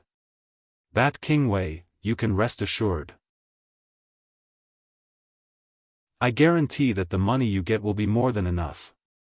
Once the World Commerce Association became famous, many people naturally began to pay attention to who the sect master of the World Commerce Association was. On the wide square surrounded by mountains, it wasn't wrong to say that there were too many people and too many mouths. These days, the person who wasted the most of their mouths was the sect master of the World Commerce. Once 3 to 5 people met, they immediately started exchanging pointers. Someone asked the moment they met, have you heard? The sect master of the World Commerce Association is that Yu Qianzhou who killed all the disciples of Heartless Palace in the ruins of God. Another person immediately shook his head. That's really strange. How could a mere soul formation stage loose cultivator take out 50 billion to register the World Commerce Association? Someone at the side immediately interrupted. He's not an ordinary soul formation stage expert. It's said that his background is very deep. I personally saw White Cloud Mountain Lord Yunpeng become his mount. Go and take a look. Green Wing Bat King and White Cloud Mountain Lord are following behind him. He has 2 early-stage Immortal Emperor experts as his subordinates. Have you seen a soul formation loose cultivator like this? In just a few days, the news of White Cloud Mountain Lord Yunpeng becoming Yu Qianzhou's mount had also spread like wildfire in the immortal world. For a time, countless people were guessing and investigating Yu Qianzhou's background. This Yu Qianzhou's first appearance was related to the Four Links Chamber of Commerce. However, after investigating the Four Links Chamber of Commerce, there was no way to investigate further. There was no other reason than that the current Four Links Chamber of Commerce was no longer something that ordinary people could afford to offend. The Four Links Chamber of Commerce had also become the focus of the entire immortal world. Immortal Palace External Affairs Great Commander Wu Xiong had taken a fancy to the daughter of Four Links Chamber of Commerce's President Mu Bing. After discussion and agreement between both parties, Great Commander Wu Xiong had already sent betrothal gifts. Both parties had set a wedding date for 3 months later. It was said that this marriage was formed because of the love at first sight between the male and female protagonists at the ruins of God Realm. Once this news was announced, the status of the Four Links Chamber of Commerce in the immortal world could no longer be described as rising with the tide. It was more appropriate to describe it as soaring. Countless loose cultivators and loose immortals trampled through the doors of the Four Links Chamber of Commerce, begging to join it. Many sects, big and small, even took the initiative to deliver business to the Four Links Chamber of Commerce. Moreover, they were the kind that would rather suffer losses than take the initiative to give up profits. Some even made it clear that they wanted the Four Links Chamber of Commerce to make a fortune. Everyone was well aware of why this was the case. It was nothing more than a show of goodwill towards Wu Xiong, hoping to use this opportunity to improve their relationship. Under these circumstances, who would dare to rashly approach the Four Links Chamber of Commerce to inquire about Yu Qianzhou's information? Even if a few people of considerable status tried to inquire about it, the Four Links Chamber of Commerce would refuse to answer any of their questions. They were unwilling to divulge any information about Yu Qianzhou's origins. In truth, no one in the Four Links Chamber of Commerce knew of Yu Qianzhou's origins. It was only because of a small misunderstanding during a recruitment that they mistakenly recruited Yu Qianzhou. It was also because of this misunderstanding that the Four Links Chamber of Commerce's fate underwent an earth-shattering change. If it wasn't for Yu Qianzhou raising his hand and shouting, the Four Links Chamber of Commerce would not have had the opportunity to organize enough people to go to the Divine Ruin Realm. They would also not have met Wu Xiong, and naturally, the Four Links Chamber of Commerce would not exist today. When Yu Qianzhou learned of this news, he was sitting in the inner room of the hallucinatory Immortal City's everlasting Great Hall, chatting with Wang Gei. His main purpose was to ask Wang Gei to help him find people to build his territory. At the same time, he also learned from Wang Gei that Mu Tianjiao and Wu Xiong were going to marry. The two of them fell in love at first sight. Yu Qianzhou was stunned when he heard this. As the main character who had the chance to have an ambiguous relationship with Mu Tianjiao, he really did not see any signs of love at first sight between Wu Xiong and Mu Tianjiao. So no matter how he thought about it, he could not understand how these two people with such a huge disparity in status could get together. Wang Gei, who was sitting next to him, was also stunned when he saw his reaction. Then, he suddenly came to a realization. He clapped his hands and laughed, saying, "That's right, I heard that your relationship with eldest Miss Mu is not bad. You even fought side by side in the Divine Ruins realm. I believe your relationship is not shallow. Now that eldest Miss Mu is about to marry Great Commander Wu Xiong, this relationship will definitely be of help to the World Chamber of Commerce in the future." I actually hope so. Yu Qianzhou smiled politely, but he was a little worried in his stomach. Back then, Mu Tianjiao had abandoned her pride as a woman to confess her love to him, but he had rejected her. He did not know if she would bear a grudge against him. He had always been suspicious of a woman's tolerance in this aspect. If Mu Tianjiao wanted to show him some face and got married to Wu Xiong, then it would be troublesome. I hope that's not the case. Curse those two next door, Du Feng and Hui Yunlong, these two fellows are really useless. They made the first move and didn't even get that girl, causing this daddy here to be on tenterhooks. I'll curse you too when I get the chance. Yu Qianzhou thought to himself. The two of them chatted for a while longer before Yu Qianzhou bid farewell to Wang Gei. Exiting the Everlasting Connection branch's main hall, he left the hallucinatory immortal city in a low-profile manner and disappeared after finding a more secluded place. The underground world opened up by the Eastern Holy Lands had already become the place where the various feudal lords squatted for a long period of time. Most of them had thrown the family matters to their disciples. After getting their share of the immortal world's divine grade spirit stones, the little bit of money in the mortal world was nothing to them. Who had the mood to fight over a few small amounts of money in the mortal world? All of them looked forward to the good days that Yu Qianzhou described to them in the immortal world. As a result, all of them took the initiative to guard the transmission array below the Holy Palace, to prevent it from being destroyed. One must know that this transmission array was the only link to the immortal world in everyone's hearts. They couldn't afford to damage it. Of course, gathering over 300 soul formation experts to guard this transmission array was indeed making a big fuss over a minor issue. In fact, as long as they stayed quiet in the mortal world, no one in the mortal world would be more ridiculous than them. To put it bluntly, everyone was waiting here in anticipation of Yu Qianzhou's return. They didn't want everyone to go to the immortal world and leave them behind. That was a once-in-a-lifetime opportunity. How many years had it been since someone had ascended to the immortal world? No one wanted to miss it. In the end, Yu Qianzhou didn't fool everyone. He kept his promise and came back. When he appeared in the transmission array he made up, people around him immediately exclaimed, "The torture envoy is back." Those who were leaning against the wall, squatting on the ground, or simply sitting on the ground all stood up. Pairs of eyes that had been waiting for a long time turned to look at him. Immediately, a wave of exclamations sounded. It's true that the torture envoy is back. Torture envoy, you're finally back. Yu Qianzhou almost jumped in fright when he appeared. A large group of people were squeezed in the passageway. It was a dense black mass. No matter how he looked at it, they looked like a group of refugees. Yu Qianzhou looked at them seriously and said, "What's going on? Why are you all hiding in this dark place? Did something happen in the mortal world?" Nongzhu flashed out of the crowd and looked him up and down. She said, "You really have been in the immortal world. When you speak, you don't even use the word cultivation world, but mortal world." As he spoke, he turned around and asked the crowd, "Brothers, this level is a little different from ours." The crowd immediately burst into laughter, with a hint of expectation in their laughter. Yu Qianqiu looked at them and thought, well, nothing must have happened. I worried for nothing. Then he waved to the crowd and said, "Everyone, be quiet. I have good news for you. You're tuning into the Xiaofan's Wuxia Tales YouTube channel.